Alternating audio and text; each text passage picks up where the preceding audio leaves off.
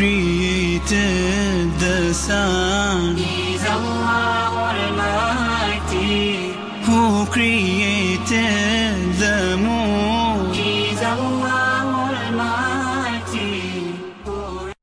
والصلاة والسلام على رسول الله وعلى آله وصحبه أجمعين أما بعد أعوذ بالله من الشيطان الرجيم بسم الله الرحمن الرحيم سنريهم آياتنا في الآفاق وفي أنفسهم حتى يتبين لهم أنه الحق رب اشرح لي صدري ويسر لي أمري واحلل عقدة من لساني يفقهوا قولي. மேடையில் அமர்ந்திருக்கும் கண்ணியவான்களே, எனது மதிப்பிற்குரிய பெரியோர்களே மற்றும் சகோதர சகோதரிகளே, உங்கள் அனைவரையும் இஸ்லாமிய முகமன் கூறி வரவேற்கிறேன். அஸ்ஸலாமு அலைக்கும் வரஹ்மத்துல்லாஹி வபரகாத்துஹு. எல்லாம் வல்ல இறைவன் அல்லாஹ் சுப்ஹானஹு வ தஆலாவின் சாந்தியும் சமாதானமும் அருளும் உங்கள் அனைவரின் மீதும் உண்டாவதாக. அல்ஹம்துலில்லாஹ், 13 ஆண்டுகளுக்கு பிறகு நான் இலங்கைக்கு வந்திருப்பது எனக்கு மிகுந்த மகிழ்ச்சியையும் சந்தோஷத்தையும் தருகிறது. நான் 13 ஆண்டுகளுக்கு முன்பாக 1997 இங்கு வந்தேன். மீண்டும் கொழும்பு நகரத்திற்கு வந்தது எனக்கு மகிழ்ச்சி அளிக்கிறது. இது ஒரு மாபெரும் கூட்டம். அல்ஹம்துலில்லாஹ், இதற்குரிய நற்கூலி உங்களுக்காக அல்லாஹ் சுப்ஹானஹு வ தஆலாவிடம் இருக்கிறது. இந்த கூட்ட அமைப்பாளர்களுக்கும் நன்றியை தெரிவிக்கிறேன். இந்நிகழ்ச்சியை ஏற்பாடு செய்த முஸ்லிம் இயக்கங்களின் சம்மேளன அமைப்பாளர்கள் என்னிடத்தில் சொன்னார்கள், எல்லா முஸ்லிம் இயக்கங்களும் ஒருங்கிணைந்து ஒரு நிகழ்ச்சியை நடத்துவது இலங்கையில் இதுவே முதல் முறை என்றார்கள். அனைவருக்கும் சமாதானம் உண்டாக ஒரு ஒப்பற்ற நிகழ்ச்சி இது. இந்த நிகழ்ச்சியின் லட்சிய முழக்கம் என்னவென்றால், சமயத்தின் மூலம் சமாதானம். மேலும் என்னுடைய மகன் சமயத்தின் மூலம் சமாதானம் என்ற தலைப்பில் பேசி இந்த நிகழ்ச்சியை ஆரம்பித்து வைத்தார். இப்போது நான் இந்த நிகழ்ச்சியின் 2வது பகுதியை நிறைவு செய்வதற்காக வந்திருக்கிறேன். இறைவன் இருக்கின்றானா என்பது என்னுடைய தலைப்பு. என்னுடைய மகன் ஃபாரிக் நாயக் பேசியதை கேட்டீர்கள். இறைவன் ஒருவன்தான், அவனுக்கு உருவம் கிடையாது, அவனை மட்டுமே வணங்க வேண்டும் என்பதை நிரூபிக்க பல வசனங்களை மேற்கோள் காட்டி அவர் பேசினார். பல வசனங்களை சொன்னார். கிறிஸ்தவ மதம், இந்து மதம், யூத மதம் மற்றும் இஸ்லாத்திலிருந்து அவர் பல மேற்கோள்களை காட்டினார். ஆனால் எந்த மதத்தையும் நம்பாத மனிதர்களுக்கு நாம் சொல்லத்தக்க செய்தி என்ன? அவர்கள் எந்த ஒரு மதவேதத்தையும் நம்புவதில்லை. அப்படி இருக்கையில் அவர்களுக்கு இறைவன் இருக்கின்றான் என்று நாம் எப்படி நிரூபித்துக் காட்டப் போகின்றோம்? சமாதானத்தை எப்படி அடைவதென்று அவர்களுக்கு எப்படி உணர்த்தப் போகின்றோம்? ஆகவே இந்நிகழ்ச்சியின் 2வது பகுதி நாத்திகர்களின் அவநம்பிக்கையை போக்குவதற்காக பயன்படுத்தப் போகிறேன். நான் ஏற்கனவே சொன்னது போல இன்று என்னுடைய சொற்பொழிவின் தலைப்பு இறைவன் இருக்கின்றானா என்பது. நான் ஒரு நாத்திகரை சந்திக்கும் போதெல்லாம் நான் செய்யும் முதல் காரியம் என்ன தெரியுமா? அந்த நாத்திகரை பாராட்டுவேன். நீங்கள் ஆச்சரியப்படலாம், எதற்காக ஜாக்கிர் ஒரு நாத்திகரை பாராட்டுகிறார்? நான் ஒரு நாத்திகரை பாராட்டுவதற்கு காரணம் என்னவென்றால் அவனுடைய சிந்தனை. ஏனென்றால் பல மனிதர்களிடையே பொதுவாக இருப்பது குருட்டு நம்பிக்கை. உலகத்தில் பலர் என் தந்தை ஒரு ஹிந்து, ஆகவே நானும் ஒரு ஹிந்து என்கிறார்கள். என் தந்தை ஒரு கிறிஸ்தவர், ஆகவே நானும் ஒரு கிறிஸ்தவன் என்கிறார்கள். என் தந்தை ஒரு யூதர், நானும் யூதர் என்கிறார்கள். என் தந்தை ஒரு முஸ்லிம், நானும் முஸ்லிம் என்கிறார்கள். ஆனால் இந்த நாத்திகன் யோசிக்கின்றான். மேலும் அவன் தன்னை சுற்றி இருக்கும் மக்களையும் அவர்கள் வணங்கும் தெய்வங்களையும் பார்க்கிறான். அவற்றை ஏற்றுக்கொள்ள மறுக்கிறான். நான் ஒரு நாத்திகனை பார்த்து பாராட்டுவது ஏனென்றால் அவன் இஸ்லாமிய கலிமாவின் முதற் பகுதியை ஏற்றுக்கொள்கிறான். லா இலாஹா, கடவுள் இல்லை என்பதை. நான் செய்ய வேண்டியது இல்லல்லா, அல்லாவை தவிர என்பதை அவனுக்கு நிரூபித்து காட்ட வேண்டும். அதை செய்து முடிப்பேன் இன்ஷா அல்லாஹ். ஆனால் முஸ்லிம் அல்லாத மற்ற மக்களுக்கு, அதாவது தவறான கடவுளை வணங்கும் மக்களுக்கு முதலில் நான் அவர்கள் வணங்குகின்ற கடவுள் பொய்யான கடவுள் என்று நிரூபித்து காட்ட வேண்டும். அதன் பிறகு உண்மையான இறைவனை குறித்து நிரூபித்து காட்ட வேண்டும். இங்கு எனது பாதி வேலை முடிந்துவிட்டது. ஏனென்றால் ஒரு நாத்திகன் இஸ்லாமிய கலிமாவின் முதற் பகுதியை ஏற்றுக்கொள்கிறான். நான் நிரூபித்து காட்டாமலே ஏற்கிறான் லா இலாஹா, கடவுள் இல்லை என்பதை. எனது பாதி வேலை முடிந்துவிட்டது. நான் செய்ய வேண்டியதெல்லாம் அல்லாவை தவிர என்பதை நிரூபித்து காட்ட வேண்டும். அதை நான் செய்து விடுவேன் இன்ஷா அல்லாஹ். அதன் பிறகு நபிகளாரை நம்ப வேண்டும். நான் ஒரு நாத்திகரை சந்திக்கும் போதெல்லாம் நான் அவரிடம் கேட்கும் முதல் கேள்வியானது கடவுள் என்றால் என்ன என்பது. உதாரணத்திற்கு, இது ஒரு புத்தகம் என்று நான் சொன்னால்,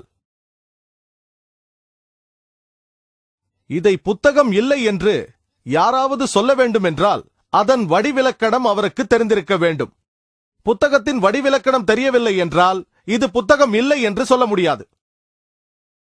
இது புத்தகம் இல்லை என்று யாராவது சொன்னார்கள் என்றால் என் கையில் இருப்பது என்னவென்று அவர்களுக்கு தெரியாமல் இருக்கலாம்.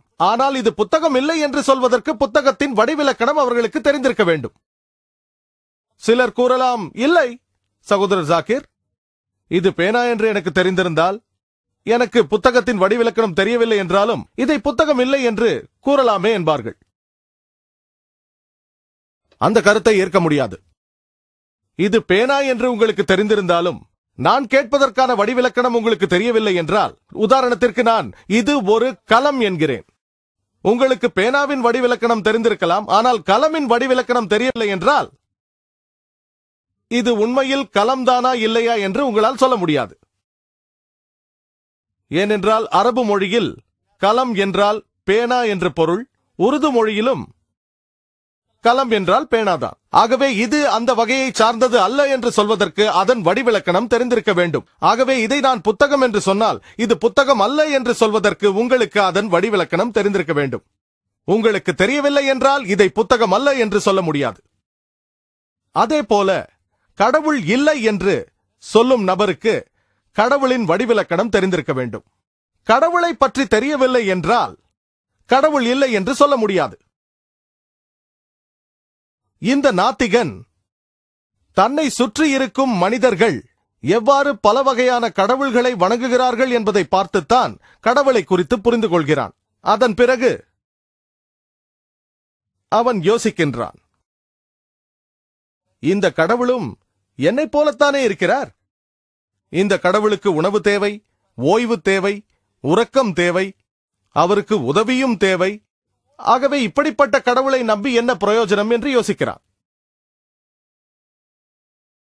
உதாரணத்திற்கு,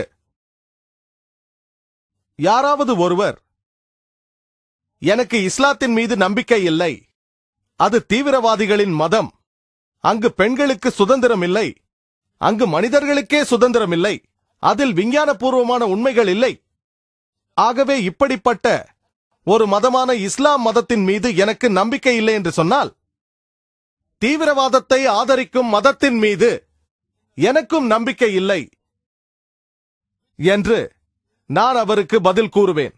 பெண்களுக்கு சுதந்திரம் அளிக்காத, மனிதர்களுக்கு சுதந்திரம் அளிக்காத, விஞ்ஞானபூர்வமான ஆக்கப்பூர்வமான உண்மை இல்லாத மதத்தை நானும் நம்பவில்லை என்பேன். இந்த மனிதர் ஏன் இஸ்லாத்தை நம்பவில்லை? இவரை பொறுத்தவரையில் இஸ்லாத்தில் தீவிரவாதம் இருக்கிறது, பெண்களுக்கு சுதந்திரம் இல்லை, மனிதர்களுக்கே சுதந்திரம் இல்லை, ஆக்கப்பூர்வமான விஞ்ஞானபூர்வமான உண்மைகள் இல்லை என்று நினைத்துக் கொண்டிருக்கிறார். அவருக்கு இஸ்லாத்தை குறித்து கிடைத்திருக்கும் கருத்து தவறான கருத்து. நானும் இது போன்ற இஸ்லாத்தை நம்பவில்லை. நான் நம்பிக்கை வைத்திருக்கும் இஸ்லாம் என்று அழைக்கப்படும் மதமானது தீவிரவாதத்தை ஏற்றுக்கொள்ளாத மார்க்கமாகும். ஏனென்றால் திருக்குரான் சூரா மாய்தா அத்தியாயம் 5:32 ஒரு கொலைக்காக அல்லது பூமியில் குழப்பத்தை உண்டு பண்ணியதற்காக ஒரு குற்றவாளியை நீதியை காக்க கொன்று தண்டனையை நிறைவேற்றலாம். அதுவன்றி அநியாயமாக ஒரு மனிதனை கொன்றால் ஒட்டுமொத்த மனித சமுதாயத்தையே கொன்றதற்கு ஒப்பாகும். இஸ்லாத்தின் மூளைக்கல்லான திருக்குரானை பொறுத்தவரையில் ஒரு அப்பாவியை கொன்றால் ஒரு நாட்டையே கொன்றதற்கு சமமாகும். ஆகவே இப்படிப்பட்ட ஒரு மதம் தீவிரவாதத்தையும் அப்பாவிகளை கொல்வதையும் ஏற்குமா? எனக்கு தெரியும், இஸ்லாம் பெண்களுக்கு உரிமைகளை வழங்கியுள்ளது. இஸ்லாம் மனிதர்களுக்கு உரிமைகளை வழங்கியுள்ளது. இஸ்லாத்தில் அறிவுபூர்வமான விஞ்ஞானபூர்வமான உண்மைகள் இருக்கிறது என்றும் எனக்கு தெரியும். தீவிரவாதத்தை ஆதரிக்கும் ஒரு மதத்தை, பெண்களுக்கு உரிமை வழங்காத ஒரு மதத்தை, மனிதர்களுக்கு உரிமை அளிக்காத மதத்தை, விஞ்ஞானபூர்வமான அறிவுபூர்வமான உண்மைகள் இல்லாத மதத்தை நானும் நம்ப மறுக்கிறேன். ஆனால் அந்த நபருக்கு இஸ்லாத்தின் உண்மையான கோட்பாடுகளை நான் விளக்கிச் சொல்ல கடமைப்பட்டிருக்கிறேன். இஸ்லாத்தின் சரியான கொள்கை கோட்பாடுகளை தெளிவுபடுத்த வேண்டியது ஒரு முஸ்லிமாகிய எனது கடமை. இன்று மீடியாவில் இஸ்லாத்தை குறித்து தவறான கருத்துக்கள் பரப்பப்படுகின்றன. முஸ்லிம் அல்லாத பல மக்கள் இஸ்லாத்தை குறித்து தவறாக புரிந்து கொண்டிருக்கிறார்கள். ஏனென்றால் மீடியாவில் இருந்து அவர்களுக்கு தவறான தகவல்கள் கிடைக்கின்றன. மீடியா இஸ்லாத்தை குறித்து தவறான தகவல்களை பரப்புகிறது. இஸ்லாம் தீவிரவாதிகளுக்கு ஆதரவு அளிக்கிறது, இஸ்லாத்தில் பெண்களுக்கு உரிமை இல்லை, இஸ்லாத்தில் மனிதர்களுக்கு உரிமை இல்லை, இஸ்லாமிய மதம் அறிவுபூர்வமான விஞ்ஞானபூர்வமான உண்மைகளை ஆதாரமாக கொண்டது அல்ல. ஆகவே நான் சொல்கிறேன், இப்படிப்பட்ட இஸ்லாத்தை நானும் ஏற்க மறுக்கிறேன். எந்த ஒரு அப்பாவி மனிதனையும் கொல்லக்கூடாது என்று நம்புகிற உண்மையான இஸ்லாம் மதத்தின் மீது எனக்கு நம்பிக்கை உள்ளது. பெண்களுக்கு உரிமை வழங்குவதில் எனக்கு நம்பிக்கை உள்ளது. அறிவுபூர்வமான விஞ்ஞானபூர்வமான உண்மைகளை ஆதாரமாக கொண்ட இஸ்லாத்தை நான் நம்புகிறேன். அதேபோல் ஒரு நாத்திகன் கடவுள் இல்லை என்று சொல்லும் பொழுது தன்னை சுற்றி அவன் பார்க்கும் கடவுள் கோட்பாடுகளையே அவன் மறுக்கின்றான். அவனை பொறுத்தவரையில் எல்லாம் வல்ல இறைவனுக்கு உணவு தேவை, பருக நீர் தேவை, அவருக்கு ஓய்வு தேவை, அவருக்கு உறக்கம் தேவை, அவர் தோல்வியை சந்திப்பார், அவரை துன்புறுத்த முடியும். இப்படிப்பட்ட ஒரு கடவுளை அவன் தன்னை சுற்றி பார்க்கும் பொழுது அதை நான் நம்பவில்லை என்கிறான். நான் அவனிடம் இப்படிப்பட்ட கடவுளை நானும் நம்பவில்லை என்பேன், லா இலாஹா. ஆனால் உண்மையான இறைவன் அல்லாவை நம்புகிறேன். இல்லல்லா. ஆகவே நான் அல்லாஹ் சுப்ஹானஹு வ தஆலாவின் உண்மையான கோட்பாடுகளை அந்த நாத்திகனுக்கு விளக்கிச் சொல்ல வேண்டும். என்னுடைய மகன் ஃபாரிக் அல்லாஹ் சுப்ஹானஹு வ தஆலாவின் உண்மையான கோட்பாடுகளை தெளிவாக விளக்கிச் சொன்னார். அவரது சொற்பொழிவிலிருந்து சில கருத்துக்களை நான் முன்வைக்கிறேன். யாராக இருந்தாலும் அல்லாஹ் சுப்ஹானஹு வ தஆலாவை வர்ணிப்பதாக இருந்தால் அவர்கள் பயன்படுத்த வேண்டிய திருக்குரானின் வசனம் சூரா இக்லாஸ் அத்தியாயம் 112 வசனங்கள் 1-4 வரை அவை சொல்கிறது. குல் ஹு அல்லாஹு அஹத், கூறுங்கள் அவன் அல்லாஹ் ஏகன், அல்லாஹு சமத், அல்லாஹ் எந்த தேவையும் அற்றவன், லம் யலித் வலம் யுலத், அவன் பெறவும் இல்லை பெறப்படவும் இல்லை, வலம் யகுல் லஹு குஃபுவன் அஹத், அவனுக்கு நிகராக எவரும் இல்லை. எல்லாம் வல்ல இறைவனான அல்லாஹ் சுப்ஹானஹு வ தஆலாவை வர்ணிக்கும் 4 வரி விளக்கம் இது. எந்த ஒரு மனிதராவது தன்னை கடவுள் என்று சொல்லிக் கொண்டால் அந்த நபரின் குணாதிசயம் இந்த 4 வரி விளக்கத்திற்குள் அடங்கினால் முஸ்லிம்களான எங்களுக்கு அந்த நபரை கடவுளாக ஏற்றுக்கொள்வதில் எந்த பிரச்சனையும் இல்லை. முதலாவது, குல் ஹு அல்லாஹு அஹத், கூறுவீராக அவன் அல்லாஹ் ஏகன். இரண்டாவது, அல்லாஹு சமத், அவன் எந்த தேவையும் அற்றவன். மூன்றாவது, லம் யலித் வலம் யுலத், அவன் பெறவும் இல்லை பெறப்படவும் இல்லை. வலம் யகுல் லஹு குஃபுவன் அஹத், அவனுக்கு நிகர் எவரும் இல்லை. எல்லாம் வல்ல இறைவன் அல்லாஹ் சுப்ஹானஹு வ தஆலாவை வர்ணிக்கும் 4 வரி விளக்கம் இது. யாராவது ஒரு நபரை இவர் ஒரு கடவுள் என்று சொன்னால் அந்த நபரின் குணாதிசயங்கள் இந்த 4 வரி விளக்கத்திற்குள் அடங்கினால் முஸ்லிம்களான எங்களுக்கு அவரை கடவுளாக ஏற்றுக்கொள்வதில் எந்த ஆட்சேபனையும் இல்லை. இந்த சூரா இக்லாஸ் அத்தியாயம் இறையியலின் முறைக்கல்லாகும். இறையியலைத்தான் ஆங்கிலத்தில் தியாலஜி என்பார்கள், அதாவது கடவுளை பற்றி தெரிந்து கொள்வது. சூரா இக்லாஸ் அத்தியாயம் இறையியலின் உரைக்கல்லாகும். யாராவது ஒருவர் இந்த 4 வரி விளக்கத்திற்குள் அடங்கினால் அவரை கடவுளாக ஏற்றுக்கொள்வதில் முஸ்லிம்களான எங்களுக்கு எந்த பிரச்சனையும் இல்லை. உதாரணத்திற்கு, சில மனிதர்கள் பகவான் ரஜினிஷை கடவுள் என்று சொல்கிறார்கள். ஒரு கேள்வி பதில் நேரத்தில் ஒரு இந்து சகோதரர் என்னிடம் சொன்னார், பகவான் ரஜினிஷை இந்துக்களான நாங்கள் கடவுளாக ஏற்கவில்லை என்றார். ஒருபோதும் நான் இந்துக்கள் பகவான் ரஜினிஷை கடவுளாக ஏற்கிறார்கள் என்று சொன்னதில்லை. நான் இந்து மத வேதங்களை படித்திருக்கிறேன். அதில் எந்த இடத்திலும் பகவான் ரஜினிஷ் கடவுள் என்று சொல்லப்படவில்லை. சில மனிதர்கள் பகவான் ரஜினிஷை கடவுளாக ஏற்றுக்கொள்கிறார்கள் என்றுதான் சொன்னேன். இப்போது சூரா இக்லாஸ் அத்தியாயத்தை வைத்து பகவான் ரஜினிஷை சோதித்து பார்ப்போம். முதலாவது, குல் ஹு அல்லாஹு அஹத், கூறுவீராக அல்லாஹ் ஏகன். பகவான் ரஜினிஷை ஏகன் என்று சொல்ல முடியுமா? தான் கடவுள் என்ற கோரிக்கையை அவர் ஒருவர்தான் முன்வைத்தாரா? ஆயிரக்கணக்கானோர் அந்த கோரிக்கையை முன்வைத்துள்ளார்கள். நீங்கள் எனது நாடான இந்தியாவை பார்த்தீர்களேயானால் நூற்றுக்கணக்கானோர் ஆயிரக்கணக்கானோர் தங்களை கடவுள் என்று சொல்லிக் கொண்டிருக்கிறார்கள். ஆகவே பகவான் ரஜினிஷ் இதில் தனித்தன்மை வாய்ந்தவர் அல்ல. ஆனால் பகவான் ரஜினிஷின் பக்தரை கேட்டால் அவர் வித்தியாசமானவர் என்பார், தனித்தன்மை வாய்ந்தவர் என்பார்கள். ஆகவே அடுத்த பரிசோதனைக்கு செல்வோம். அல்லாஹு சமத், அவன் நித்தியன், எத்தேவையும் அற்றவன். ரஜினிஷ் எத்தேவையும் அற்றவரா? அவருடைய சுயசரிதையை படித்து பார்த்தால் அதில் அவர் ஆஸ்துமா நோயால் பாதிக்கப்பட்டதாக குறிப்பிடப்பட்டுள்ளது. அவருக்கு நீரிழிவு நோயும் முதுகு வலியும் இருந்ததாம். யோசித்து பாருங்கள், எல்லாம் வல்ல இறைவன் முதுகு வலியாலும் ஆஸ்துமா நோயாலும் நீரிழிவு நோயாலும் பாதிக்கப்பட்டிருக்கிறார். மூன்றாவது சோதனை, லம் யலித் வலம் யுலத். அவர் பெறவும் இல்லை, பெறப்படவும் இல்லை. மேலும் பகவான் ரஜினீஷ் மத்திய பிரதேசத்தில் பிறந்தவர் என்று நமக்கு தெரியும். அவருக்கு பெற்றோர்கள் இருக்கிறார்கள். 1981 அமெரிக்காவிற்கு சென்று ஆயிரக்கணக்கானோரை தன் வசப்படுத்தினார். ஆரிகான் மாநிலத்தில் ரஜினீஷ்புரம் என்ற சொந்த கிராமத்தை துவங்கினார். அதன் பிறகு அமெரிக்க அரசாங்கம் அவரை கைது செய்து சிறையில் அடைக்கிறார்கள். அப்பொழுது அமெரிக்க அரசாங்கம் தனக்கு மெதுவாக கொல்லும் விஷத்தை ஊட்டியதாக ரஜினீஷ் சொல்கிறார். யோசித்து பாருங்கள், எல்லாம் வல்ல இறைவனுக்கு விஷம் கொடுத்தார்களாம். 1985 அவரை அமெரிக்க அரசாங்கம் வெளியேற்றியது. அவர் திரும்ப இந்தியாவிற்கு வந்தார். மகாராஷ்டிர மாநிலத்தில் உள்ள பூனா என்ற நகரத்திற்கு சென்றார். அங்கு சென்ற பிறகு அந்த இடத்தில் ஒரு ஆசிரமத்தை துவங்குகிறார். அதைத்தான் இன்று ஓஷோ என்று அழைக்கிறார்கள். ஓஷோ கம்யூன் என்பார்கள்.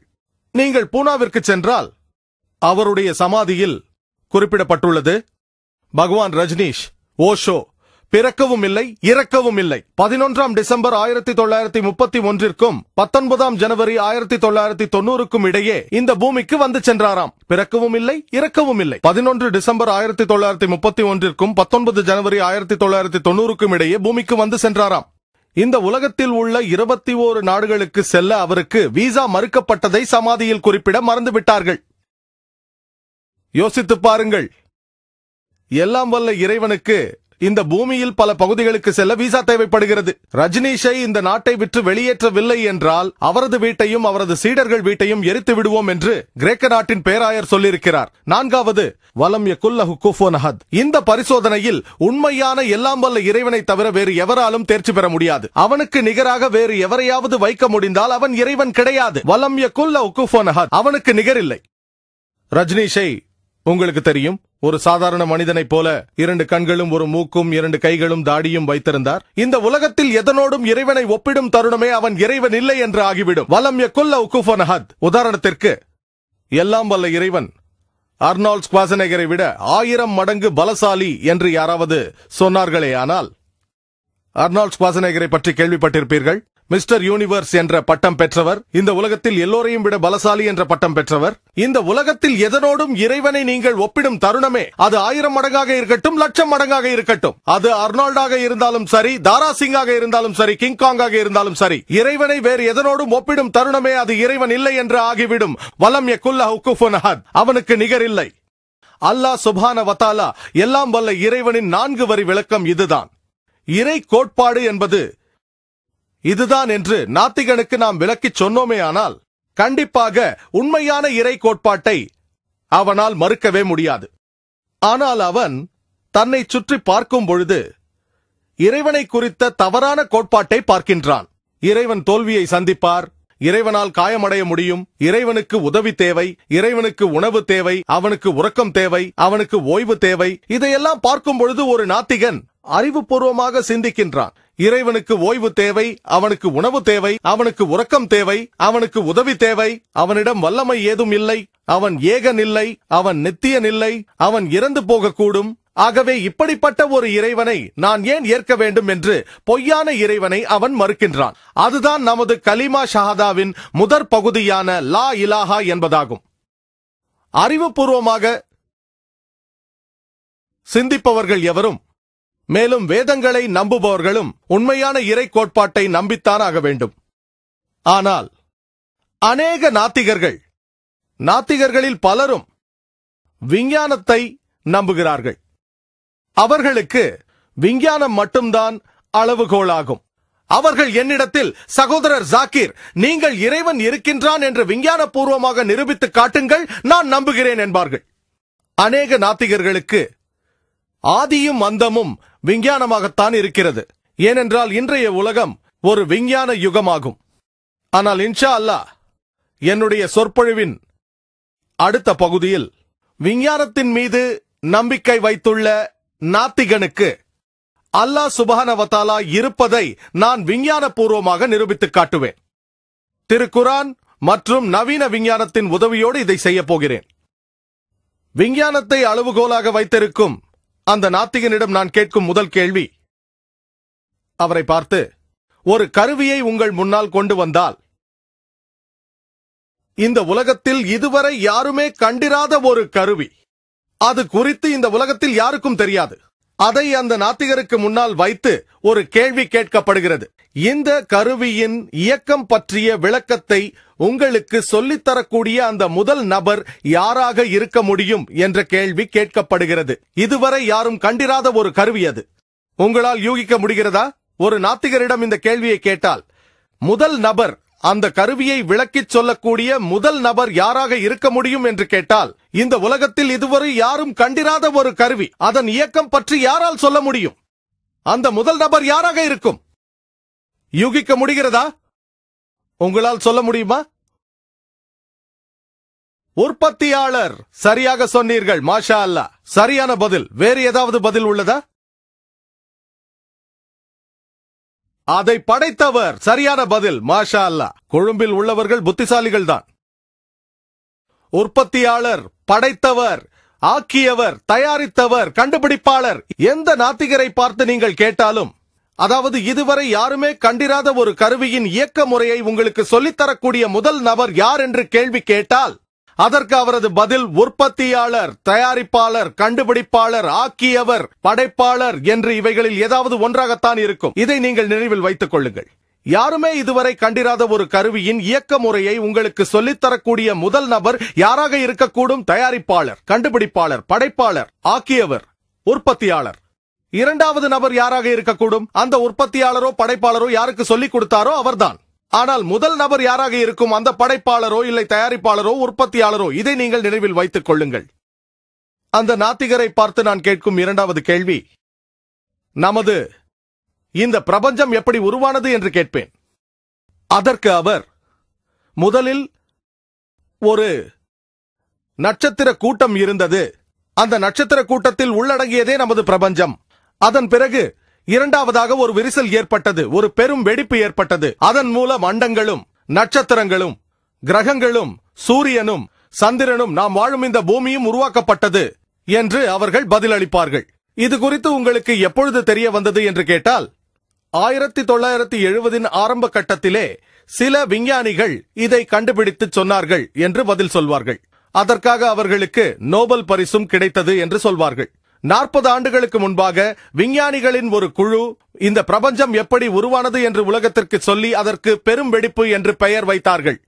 நான் அந்த நாத்திகரை பார்த்து, 40 ஆண்டுகளுக்கு முன்பாக உங்களுக்கு தெரிய வந்த இந்த சம்பவம், பெரும் வெடிப்பு என்று அழைக்கும் இந்த சம்பவம், நான் படிக்கும் புத்தகத்தில் ஏற்கனவே கூறப்பட்டுள்ளது. அதுதான் புனித திருக்குரான். 1400 வருஷங்களுக்கு முன்பாக சொல்லப்பட்டுள்ளது. சூரா அல் அன்பியா அத்தியாயம் 21 வசனம் 30 சொல்லப்பட்டிருக்கிறது. நிராகரிப்போர் பார்க்கவில்லையா? வானங்களும் பூமியும் இணைந்திருந்தன என்பதையும் இவற்றை நாமே பிரித்தோம் என்பதையும், ஏதோ பெரும் வெடிப்பு ஏற்பட்டு இந்த பிரபஞ்சம் படைக்கப்பட்டது என்று 40 ஆண்டுகளுக்கு முன்பாக உங்களுக்கு தெரிந்த இந்த விஷயம் 1400 ஆண்டுகளுக்கு முன்பாகவே திருக்குரானில் பதிவு செய்யப்பட்டுள்ளது. இது குறித்து திருக்குரானில் யார் எழுதியிருப்பார்கள்? நாத்திகர்கள் சொல்வார்கள், யாராவது எழுதியிருக்கலாம், தற்செயலாக யூகித்து எழுதியிருக்கலாம் என்று சொல்வார்கள். பிரச்சனை இல்லை, விவாதம் செய்யாதீர்கள், தொடர்ந்து பேசுங்கள். அந்த நாத்திகரிடம் சந்திரனின் வெளிச்சம் அதன் சொந்த வெளிச்சமா அல்லது பிரதிபலிப்பா என்று கேளுங்கள். அந்த நாத்திகர் சொல்லுவார், அந்த காலத்தில் மனிதர்கள் சந்திரனின் வெளிச்சம் அதன் சொந்த வெளிச்சம் என்று நினைத்துக் கொண்டிருந்தார்கள். ஆனால் சமீபத்தில் 200 வருஷங்கள் அல்லது 300 வருஷங்களுக்கு முன்பாக சந்திரனின் வெளிச்சம் அதன் சொந்த வெளிச்சம் அல்ல, அது வெறும் பிரதிபலிப்பு என்று தெரிந்து கொண்டார்கள். நான் அவரிடத்தில், உங்களுக்கு 200-300 வருஷங்களுக்கு முன்பாக தெரிய வந்தது திருக்குரானில் 1400 வருஷங்களுக்கு முன்பாக சொல்லப்பட்டு விட்டது என்று சொல்வேன். திருக்குரான் சூரா ஃபுர்கானில் அத்தியாயம் 25 வசனம் 61, அவன் பாக்கியமுடையவன், விண்ணில் உறுதியான மண்டலங்கள் அமைத்து அதில் ஒளி விளக்கையும் ஒளிர்கின்ற சந்திரனையும் பிரகாசிக்க செய்தவன் என்று அந்த வசனம் சொல்கிறது. திருக்குரான் சூரியனை ஷம்ஸ் என்று குறிப்பிடுகிறது. அதன் வெளிச்சத்தை சிராஜ், வஹாஜ் அல்லது தியா என்றும் குறிப்பிடுகிறது. அதன் பொருள் கொழுந்து விட்டெறியும் தீப்பந்தம், விளக்கு அல்லது மகத்துவமிக்க பேரொளி. திருக்குரானில் சந்திரனை கமர் என்று குறிப்பிடப்பட்டுள்ளது.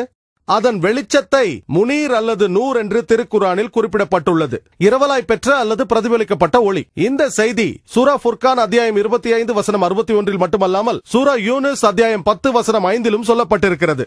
மேலும் சூரா அன்-நஹ்ல் அத்தியாயம் 16 வசனம் 16 மேலும் சூரா நூஹில் அத்தியாயம் 71 வசனங்கள் 15-16 சந்திரனின் ஒளி இரவலாய் பெறப்பட்ட அல்லது பிரதிபலிக்கப்பட்ட ஒளி என்று சொல்லப்பட்டிருக்கிறது. 1400 வருஷங்களுக்கு முன்பாக சந்திரனின் வெளிச்சம் அதன் சொந்த வெளிச்சம் அல்ல, அது இரவலாய் பெறப்பட்ட அல்லது பிரதிபலிக்கப்பட்ட ஒளி என்று யாரால் சொல்லி இருக்க முடியும்? அந்த நாத்திகர் சற்று தயங்குவார். பிறகு அவர் சொல்வார், உங்கள் நபிகள் நாயகம் ஒருவேளை மிகவும் புத்திசாலியாக இருக்கலாம் என்று சொல்வார். வாதம் செய்யாதீர்கள், தொடர்ந்து பேசுங்கள். அவரிடம் சொல்வேன், நான் பள்ளியில் இருக்கும் பொழுது நான் என் 10ஆம் வகுப்பை 1982 முடித்தேன். நான் விஞ்ஞானம் மற்றும் பூகோள பாடங்களில் கற்றுக்கொண்டது என்னவென்றால், சூரியன் பிரபஞ்சத்தை சுற்றி வருகிறது, ஆனால் அது தன் சொந்த அச்சில் சுழல்வதில்லை என்று சொல்லித்தரப்பட்டது. உடனே அந்த நாத்திகர், சூரியன் தன் சொந்த அச்சில் சுழல்வதில்லை என்று திருக்குரானில் சொல்லப்பட்டிருக்கிறதா என்பார். இல்லை இல்லை, இது நான் பள்ளியில் கற்றுக்கொண்டது என்று கூறுவேன். 1982 28 ஆண்டுகளுக்கு முன்பாக நான் பள்ளியில் இருக்கும் பொழுது நான் கற்றுக்கொண்டது என்னவென்றால், சூரியன் பிரபஞ்சத்தை சுற்றி வந்தாலும் அது தன் சொந்த அச்சில் சுழல்வதில்லை என்று. ஆனால் திருக்குரான் சூரா அன்பியாவில் சொல்கிறது, அத்தியாயம் 21 வசனம் 33 هو الذي خلق الليل والنهار இரவையும் பகலையும் ஏற்படுத்தியவனும் والشمس والقمر சூரியனையும் சந்திரனையும் படைத்தவனும் அந்த அல்லாஹ்தான். كل في فلك يسبحون அவை ஒவ்வொன்றும் வெவ்வேறு மண்டலங்களில் நீந்திக் கொண்டிருக்கின்றன. இதில் பயன்படுத்தப்பட்டுள்ள அரபு சொல் யஸ்பஹூன் அதன் மூலச்சொல்லாகிய சபஹா என்பதிலிருந்து வந்தது. ஒரு அசையும் பொருளின் இயக்குத்தன்மையை பற்றி விவரிக்கும் சொல்லாகும். யஸ்பஹூன் அல்லது சபஹா என்ற சொல்லை நான் பயன்படுத்தும் பொழுது, உதாரணத்திற்கு தரையில் இருக்கும் ஒரு மனிதனை குறித்து சொல்லும் பொழுது, அவர் தரையில் புரளுகின்றார் என்று அர்த்தமாகிவிடாது, அவர் நடந்து கொண்டோ ஓடிக்கொண்டோ இருக்கிறார் என்றுதான் பொருளாகும். தண்ணீரில் இருக்கும் ஒரு மனிதனுக்காக இந்த சொல்லை பயன்படுத்தினால் அவர் மிதக்கிறார் என்று பொருள் அல்ல, அவர் நீந்திக் கொண்டிருக்கிறார் என்பதாகும். ஆகவே திருக்குரான் அண்டத்தில் இருக்கும் சில அம்சங்களை குறித்து இந்த வார்த்தைகளை சொல்லும் பொழுது அது பறப்பதாக பொருளாகாது, தன் சொந்த அச்சில் முன்னேறி சுழன்று கொண்டிருப்பதாகத்தான் பொருளாகும். ஆகவே திருக்குரான் சூரியனும் சந்திரனும் சுற்றி வருவது மட்டுமல்லாமல் தன் சொந்த அச்சில் சுழன்று கொண்டு வருவதாக சொல்கிறது. இன்று நவீன கருவிகளின் உதவியால் சூரியனின் வடிவத்தை நம் மேஜை மீதே கொண்டு வர முடியும். சூரியன் மீது கரும்புள்ளிகள் இருப்பதை நம்மால் காண முடியும். இந்த கரும்புள்ளிகள் சுற்றி வருவதற்கு ஏறக்குறைய 25 நாட்கள் எடுக்கின்றன. ஆகவே சூரியன் ஒரு சுழற்சியை முழுமையாக முடிக்க 25 நாட்கள் எடுக்கும். இன்று நீங்கள் பள்ளிகளுக்கு சென்று பார்த்தால் இந்த புதிய கருத்து பள்ளி பாட புத்தகங்களில் புதிதாக சேர்க்கப்பட்டுள்ளது. அதாவது சூரியன் அசையா பொருள் அல்ல, அது தன் சொந்த அச்சில் சுழன்று கொண்டு வருகிறது என்ற உண்மை. உங்களுக்கு 30 அல்லது 40 வருடங்களுக்கு முன்பாக தெரிய வந்த இந்த உண்மை திருக்குரானில் 1400 வருடங்களுக்கு முன்பாகவே சொல்லப்பட்டிருக்கிறது. சூரியன் தன் சொந்த அச்சில் சுழல்கிறது என்று திருக்குரானில் யார் சொல்லியிருப்பார்கள்? இப்பொழுது அந்த நாத்திகர் அமைதியாகி விடுவார். அவரது பதிலுக்காக காத்திருக்காமல் தொடர்ந்து பேசுங்கள். சூரிய வெளிச்சம் சில ரசாயன சேர்க்கை விளைவுகளால் ஏற்படுகிறது என்று இன்றைய விஞ்ஞானம் நமக்கு சொல்கிறது. மேலும் இது பல கோடி ஆண்டுகளாக நடந்து கொண்டு வருகிறது. ஒரு நாள் இந்த ரசாயன சேர்க்கையானது நின்றுவிடும். அன்றோடு சூரியன் இருக்காது, இந்த பூமியில் எந்த உயிரும் இருக்காது. ஆனால் இது நடக்க இன்னும் பல கோடி ஆண்டுகள் ஆகும் என்று விஞ்ஞானிகள் சொல்கிறார்கள்.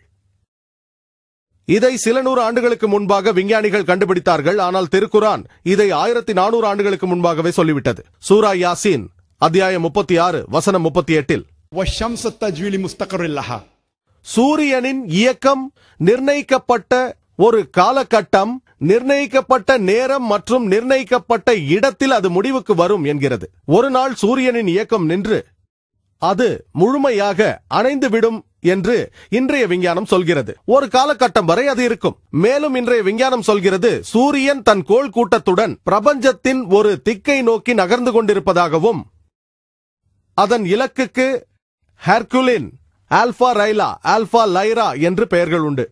வினாடிக்கு 12 மைல் வேகத்தில் நகர்ந்து சென்று சோலார் எபிக்ஸ் என்ற உச்ச நிலையை அடையும் என்கிறார்கள். இதைத்தான் நிர்ணயிக்கப்பட்ட காலகட்டத்தில், நிர்ணயிக்கப்பட்ட நேரத்தில், நிர்ணயிக்கப்பட்ட இடத்துக்கு சூரியன் செல்லும் என்று திருக்குரான் சொல்லியிருக்கிறது. இதையே தான் இன்றைய விஞ்ஞானமும் சொல்கிறது. இன்று நமக்கு விஞ்ஞானம் சொல்லும் இந்த விஷயங்களை 1400 ஆண்டுகளுக்கு முன்பாகவே திருக்குரான் சொல்லிவிட்டது. இதையெல்லாம் திருக்குரானில் யார் சொல்லியிருப்பார்கள்? அந்த நாத்திகர் அமைதியாகி விடுவார். அவர் பதிலுக்காக காத்திருக்காமல் தொடர்ந்து பேசுங்கள். இன்று விஞ்ஞானம் சொல்கிறது, அதாவது பூமிக்கு மேல் மிக அருகே உள்ள வளிமண்டலம் தீங்கு விளைவிக்கக்கூடிய கதிர்வீச்சுகளை பூமிக்கு வராமல் தடுக்கின்றதாம். இந்த வளிமண்டலம் இல்லை என்றால் புற ஊதா கதிர்களும் வேறு சில வாழ்வியலுக்கு கேடு விளைவிக்கின்ற பயங்கர தீய கதிர்களும் பூமிக்குள் நுழைந்து இந்த பூமியை உயிர் வாழ்வதற்கு அறவே தகுதியற்ற இடமாக ஆக்கியிருக்கும். கேடயமாக விளங்குகின்ற இந்த வளிமண்டலமே உயிர்கள் வாழ்வதற்கு காரணமாக அமைந்துள்ளது. திருக்குரான் சூரா அன்பியாவில் அத்தியாயம் 21 வசனம் 32 வானத்தை பாதுகாக்கப்பட்ட ஒரு விதானமாகவும் அமைத்தோம் என்று குறிப்பிட்டுள்ளது. பூமியின் பாதுகாப்புக்காக உள்ள ஒரு முகடு அல்லது கூரை என திருக்குரான் குறிப்பிடுகிறது. விஞ்ஞானம் இதை சமீபத்தில் தான் கண்டுபிடித்தது, 50 அல்லது 100 ஆண்டுகளுக்கு முன்பாக. ஆனால் திருக்குரானில் 1400 ஆண்டுகளுக்கு முன்பாக சொல்லப்பட்டுவிட்டது. நான் உங்களை கேட்கிறேன், பருப்பொருளின் நிலை எத்தனை உள்ளது? பருப்பொருளில் எத்தனை நிலை உள்ளது? நாம் பாடசாலையில் படித்தோம். பருப்பொருளின் நிலை எத்தனை உள்ளது? எத்தனை? 3. திடம், திரவம், வாயு. சரிதானே? சரியா தவறா? பருப்பொருளின் நிலை எத்தனை உள்ளது? அநேகர் 3 என்கிறார்கள், சிலர் 4 என்று கூறுகிறார்கள். நான் பள்ளியில் படிக்கும் பொழுது 3 நிலைப்பாடுகளை பற்றி தான் படித்தேன்: திடம், திரவம் மற்றும் வாயு. அண்டவெளியில் உள்ள ஒழுங்குற்ற விண்வெளி அமைப்புகள் பல கோடி உண்டென்றும் அவற்றிற்கிடையே சூன்யம், வெற்றிடம் உண்டென்றும் விஞ்ஞானிகள் சொன்னார்கள். ஆனால் அண்மையில் சில தசாப்தங்களுக்கு முன்னால் ஒரு விஷயத்தை அவர்கள் கண்டறிந்தார்கள். இந்த ஒழுங்குற்ற விண்வெளி அமைப்புக்கு வெளியே பருப்பொருளின் பாலங்கள் உண்டென்றும் அவற்றிற்கு பிளாஸ்மா என்று பெயர் சூட்டப்பட்டதாக தெரிவித்தார்கள். இதை இன்று விஞ்ஞானம் பருப்பொருளின் 4வது நிலை என்று சொல்கிறது. திருக்குரானில் சூரா ஃபுர்கான் அத்தியாயம் 25 வசனம் 59 அவன் எத்தகையவன் எனில் வானங்களையும் பூமியையும் அவற்றுக்கிடையே உள்ள அனைத்து பொருட்களையும் படைத்தான். ஆகவே இங்கு திருக்குரான் பூமிக்கும் வானங்களுக்கும் இடையே உள்ள வெற்றிடத்தை பற்றி மட்டுமல்ல, வேறொரு அம்சமும் உண்டென்று குறிப்பிடுகிறது. இன்று விஞ்ஞானம் 4வது நிலை, இது பிளாஸ்மா என்று குறிப்பிடுகிறது. சில தசாப்தங்களுக்கு முன்பாக விஞ்ஞானிகளால் கண்டுபிடிக்கப்பட்டது திருக்குரானில் 1400 ஆண்டுகளுக்கு முன்பாக சொல்லப்பட்டு விட்டது. இதை திருக்குரானில் யார் சொல்லியிருப்பார்கள்? பருப்பொருளின் 4வது நிலையை குறித்த செய்தி திருக்குரானில் மேலும் சூரா லுக்மான் அத்தியாயம் 31 வசனம் 29 மேலும் சூரா அஸ்-ஸுமர் அத்தியாயம் 39 வசனம் 5 குறிப்பிடப்பட்டுள்ளன. எட்வின் ஹபிள் என்ற பெயருடைய ஒரு பிரபலமான விஞ்ஞானி, அவர் கண்டுபிடித்த ஒன்றை பற்றி அவர் சொன்னார். கடந்த நூற்றாண்டின் மிகப்பெரிய கண்டுபிடிப்பு அதுதான். அவர் இந்த அண்ட சராசரம், அகண்ட விண்வெளி விரிவது, சுருங்குவது பற்றியெல்லாம் குறிப்பிட்டிருக்கிறார். திருக்குரானில் சூரா தாரியாத்தில் அத்தியாயம் 51 வசனம் 47 அவனே மிகப்பெரு விசாலமான விண்வெளியை விரிந்து கொண்டே செல்லும் பிரபஞ்சத்தை படைத்தவன் என்று சொல்கிறது. இங்கு பயன்படுத்தப்பட்ட அரபு சொல் முக்சியூனா. திருக்குரான் பிரபஞ்சம் விரிவடைவதை பற்றி சொல்கிறது. விஞ்ஞானிகள் சமீபத்தில் தான் கண்டுபிடித்தார்கள். 1400 ஆண்டுகளுக்கு முன்பாக திருக்குரானில் யார் சொல்லியிருப்பார்கள்? இதை கேட்டதும் நாத்திகர் அமைதியாகி விடுவார். ஆனால் சிலர் இப்படி வாதிடக்கூடும், திருக்குரான் விண்ணியலை பற்றி பேசுவது என்ன பெரிய விஷயம், ஏனென்றால் அரபுகள் தான் விண்ணியல் நுண்ணறிவில் வல்லுநர்களாய் இருந்தனரே என்று சொல்லக்கூடும். இதை ஏற்றுக்கொள்கிறேன், அதில் ஒரு பாதி உண்மை இருக்கிறது. ஆனால் அதில் அவர்கள் கவனிக்க தவறிய மறுபாதி உண்மை என்னவென்றால், அவர்களுக்கு விண்ணியல் விஞ்ஞானத்தில் நிபுணத்துவம் ஏற்பட்டது புனித வேதமாகிய திருக்குரான் இவ்வுலகில் இறக்கப்பட்ட பின்பே தவிர முன்பல்ல. திருக்குரானில் இருந்தே அரபுகள் விண்ணியல் குறித்து தெரிந்து கொண்டார்களே தவிர அதற்கு முன்பாக அல்ல. திருக்குரான் இவ்வுலகில் இறக்கப்பட்டு அதை அரபுகள் படித்த பிறகு அவர்கள் விண்ணியலில் நிபுணத்துவம் பெற்றார்கள். இப்பொழுது இயற்பியலுக்கு வருவோம். அணுவியம் என்ற ஒரு பிரபலமான விஞ்ஞான கோட்பாடு இருந்தது. 23 நூற்றாண்டுகளுக்கு முன்னதாக கிரேக்கர்களால் பேசப்பட்டது. அதை அவர்கள் டெமோக்ராட்ஸ் என்று அழைத்தார்கள். பருப்பொருளின் ஆக குறைந்த அளவே அணு என்று அவர்கள் சொன்னார்கள். அதற்கு மேல் பிளவுபடுத்த முடியாது. இது குறித்து அரேபியர்களுக்கும் தெரியும். அரபு மொழியில் அணுவை ஜர்ரா என்று அழைப்பார்கள். அணுவை குறித்த கோட்பாடு அது. ஆனால் இன்று திருக்குரானும் ஜர்ராவை குறித்து பேசுகிறது. அணுதான் ஆகச் சிறிய பகுதி அம்சம் என்று திருக்குரான் சொல்கிறது. இன்று முன்னேறி உள்ள விஞ்ஞானம் ஒரு அணு ஒரு பருப்பொருளின் ஆகச் சிறிய அளவானதாக இருந்திட்ட போதிலும் அந்த மொத்த பொருளின் குணாம்சத்தை இந்த சிறிய அளவிற்குள் அடக்கி இருக்கும், அதையும் பிளக்க முடியும் என்கிறது. ஆகவே சிலர் நினைக்கலாம், குரான் காலாவதியாகிவிட்டதென்று. குரான் ஜர்ராவை குறித்து பேசுகிறது, ஆனால் ஒட்டுமொத்த கருத்தை பார்க்க வேண்டும். திருக்குரானில் 2 இடங்களில் சூரா சபா அத்தியாயம் 34 வசனம் 3 மேலும் சூரா யூனுஸ் அத்தியாயம் 10 வசனம் 61 சொல்கிறது, நியாய தீர்ப்பு நாள் என்று ஒன்று கிடையாது என நிராகரிப்பாளர்கள் கொக்கரிக்கிறார்கள். அந்நாள் திண்ணமாக உமது இறைவனின் அனுமதி கொண்டு வந்தே தீரும் என கூறுவீராக. அவனிடத்தில் பதிவு செய்யப்பட்டுள்ள அனைத்து கர்மங்களும் அது அணு அளவோ அல்லது அதிலும் சிறியதாகவோ பெரியதாகவோ இருந்துட்ட போதிலும் சரியே, மிக தெளிவாக துல்லியமாக அவை பதிவு செய்யப்பட்டிருக்கும். எனவே திருக்குரான் சொல்கிறது, அணு அளவுக்கு சிறியதோ அல்லது அதிலும் சிறியதோ பெரியதோ என்றெல்லாம் பேசுவதிலிருந்து அணுவையும் மேலும் பிளக்க முடியும் என்பதை திருக்குரான் குறிப்பிடுவது நமக்கு தெளிவாக தெரிகிறது அல்லவா? ஆகவே திருக்குரான் காலாவதியாகிவிடவில்லை, நடைமுறையில் உள்ளது. நடைமுறை விஞ்ஞானத்தோடு அணு விஷயத்தில் கூட திருக்குரான் ஒத்துப்போவது இது இன்று எடுத்த முடிவா என்ன? இந்த அணு பற்றிய குறிப்பு 1400 ஆண்டுகளுக்கு முன்பாக திருக்குரானில் பதிவு செய்யப்பட்டுள்ளது. நீரியலுக்கு வருவோம். தண்ணீரின் சுழற்சியை பற்றி நாம் பள்ளியில் படித்திருக்கிறோம். கடல் நீர் ஆவியாகி மேல் நோக்கி நகர்ந்து மேகங்களாக உருவாகி உள்நோக்கி சென்று மழையாக பூமியில் பொழிகின்றது என்று பள்ளியில் படித்திருக்கிறோம். இது நீரின் ஒரு சுழற்சியாகும். இது முதலாக சர் பெர்னார்ட் பாலசி என்ற விஞ்ஞானியால் 1580ஆம் ஆண்டு கண்டறிந்து சொல்லப்பட்டதாகும். சர் பெர்னார்ட் பாலசி அவர்தான் முதலாக நாம் பள்ளியில் படிக்கும் இந்த நீரின் சுழற்சியை குறித்து சொன்னவர். இதற்கு முன்பாக கிமு 7ஆம் நூற்றாண்டில் தேல்ஸ் ஆஃப் மெலட்டஸ் என்பவர் கடலின் மேற்பரப்பில் தூறலாக கிளம்புகின்ற நீரை காற்று கைப்பற்றி மீண்டும் மழையாக பொழிவிக்கிறது என்றார். அந்நாட்களில் இதற்கு முன்னால் நிலத்தடி நீர் எங்கிருந்து வருகிறது என்று மக்களுக்கு தெரியாமல் இருந்தது. அதாவது கடலின் மேல் காற்றால் ஏற்படுகின்ற அழுத்தம் நீரை பூமியின் உட்பகுதியை நோக்கி தள்ளியது, மீண்டும் மர்மமான வழிகளின் வாயிலாக கடலை வந்தடைந்தது என்றே நம்பினார்கள். இது பிளாட்டோ காலத்து நம்பிக்கையாகும். அதை ஸ்டார் டெரஸ் என்பார்கள். 16 மற்றும் 17ஆம் நூற்றாண்டில் வாழ்ந்த டெஸ்கார்டஸ் போன்ற அறிஞர்களும் இந்த கோட்பாட்டின் மீது நம்பிக்கை வைத்திருந்தார்கள்.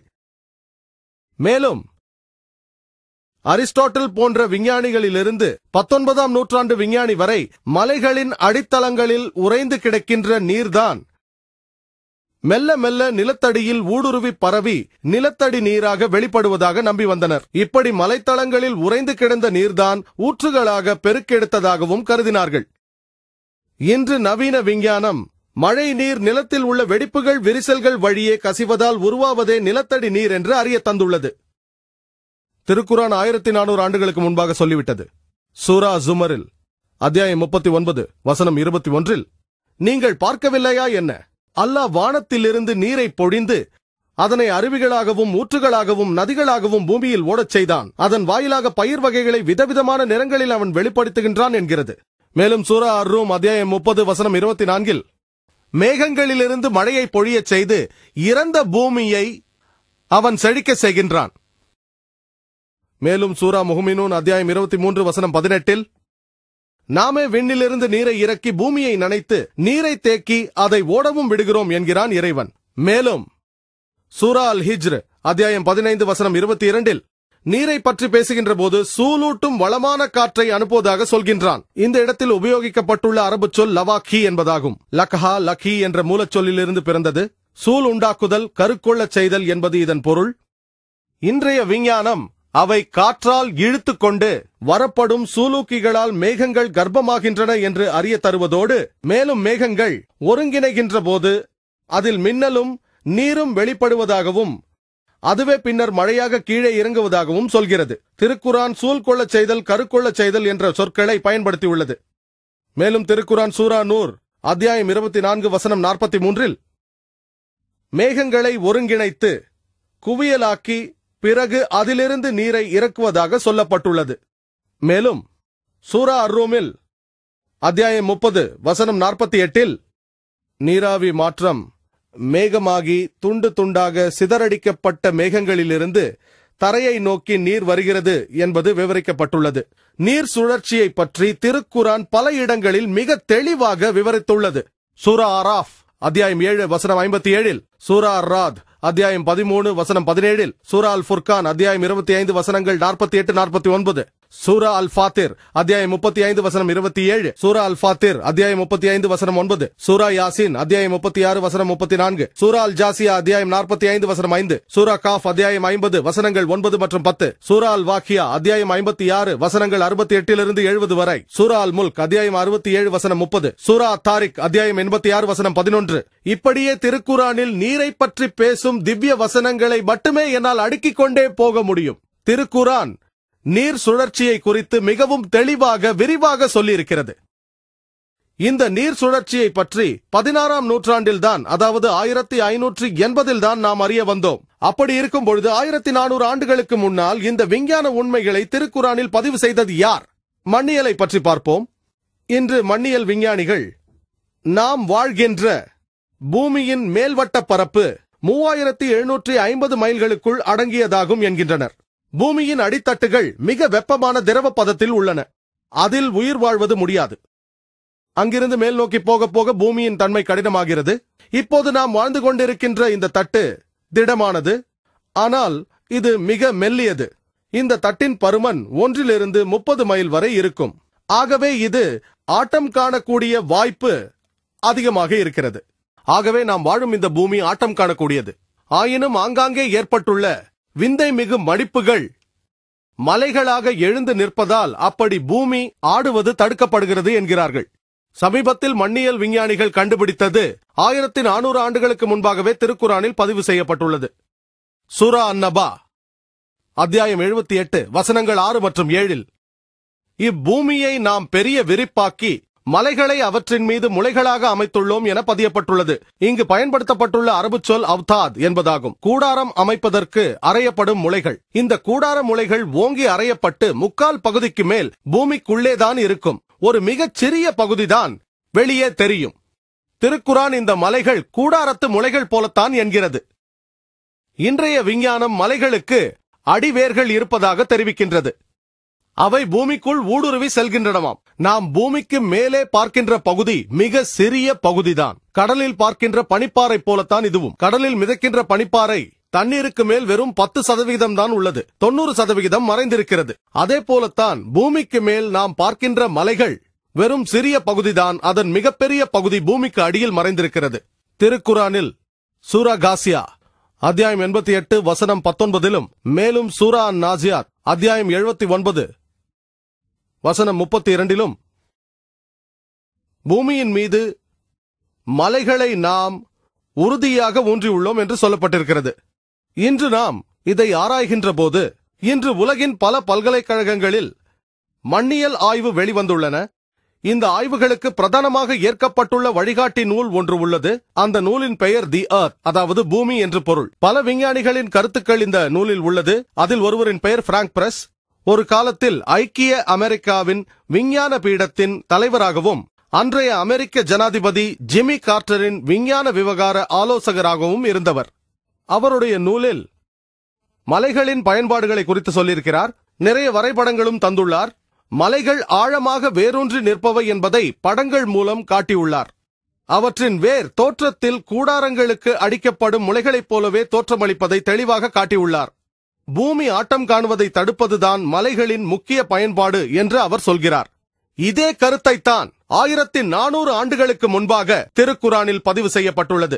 சூரா அல் அன்பியாவில் அத்தியாயம் 21 வசனம் 31, மேலும் சூரா அன்-நஹ்ல் அத்தியாயம் 16 வசனம் 15 நாம் மலைகளை உங்களோடு சேர்ந்து பூமி அசையாது நிலைப்படுத்தும் பொருட்டு அமைத்துள்ளோம் என்று சொல்லப்பட்டிருக்கிறது. எனவே உங்கள் அசைவோடு சேர்ந்து பூமியும் அசையக்கூடாது என்பதற்காகவே அவற்றின் மீது நாம் மலைகளை உறுதியாக நிலைப்படுத்தினோம் என்று திருக்குரான் 1400 ஆண்டுகளுக்கு முன்பாகவே சொல்லிவிட்டது. விஞ்ஞானிகள் சமீபத்தில் கண்டுபிடித்ததை திருக்குரான் 1400 ஆண்டுகளுக்கு முன்பாகவே சொல்லிவிட்டது.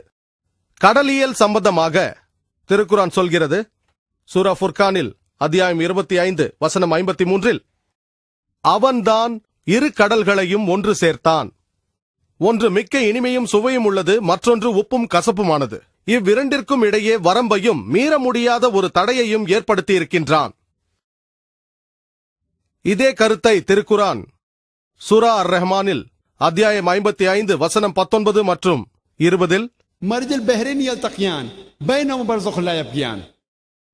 இரண்டு வகையான நீர்மங்கள் ஒரே கடலில் அருகருகே இருந்தாலும் அவை கலக்க முடியாத ஒரு தடை உண்டு. ஆகவே அந்த காலத்தில் திருக்குரான் விரிவுரையாளர்கள் இது என்னவென்று வியப்பில் ஆழ்ந்தார்கள். 2 நீர்மங்கள் சந்திக்கின்றன, 2 வகை உண்டென்று அவர்களுக்கு தெரியும். ஒரு வகை உப்பு, இன்னொன்று இனிப்பு. ஆனால் இவை சந்திக்கின்ற போதும் இவை கலக்காமல் தடுக்கின்ற அந்த தடுப்பு என்னவென்று அவர்களுக்கு புரியவில்லை. சமீபத்தில் விஞ்ஞானம் வளர்ச்சி அடைந்த பிறகு ஒரு வகை தண்ணீர் இன்னொரு வகை தண்ணீரோடு கலக்கின்ற பொழுது, அதாவது உவர் நீர் நல்ல தண்ணீரோடு கலக்கின்ற பொழுது தன்னுடைய சேர்ம தன்மைகளை இழந்து அது கலக்கின்ற தண்ணீரின் தன்மையோடு ஒன்றித்து விடுகின்றது என்று கண்டுபிடித்திருக்கிறார்கள். இந்த கலக்கல் நடைபெறுகின்ற அந்த குறிப்பிட்ட வட்டத்தை தான் இன்றைய விஞ்ஞானிகள் இடைநிலை ஒருங்கிணை வட்டம் என தெளிவுபடுத்தியுள்ளனர். இதைத்தான் நமக்கு திருக்குரான் பர்சக் என்று சொல்லியிருக்கிறது, அதாவது பார்க்க முடியாத தடை. யோசித்து பாருங்கள், கடலியல் விஞ்ஞானிகள் சமீபத்தில் கண்டுபிடித்த ஒரு விஷயத்தை 1400 ஆண்டுகளுக்கு முன்பாகவே திருக்குரான் பதிவு செய்துள்ளது. உவர் நீரும் நல்ல நீரும் சந்திக்கின்றன, ஆனால் அது கலப்பதில்லை. ஏனென்றால் பார்க்க முடியாத தடை, அதாவது பர்சக் என்று ஒன்று இருக்கின்றது.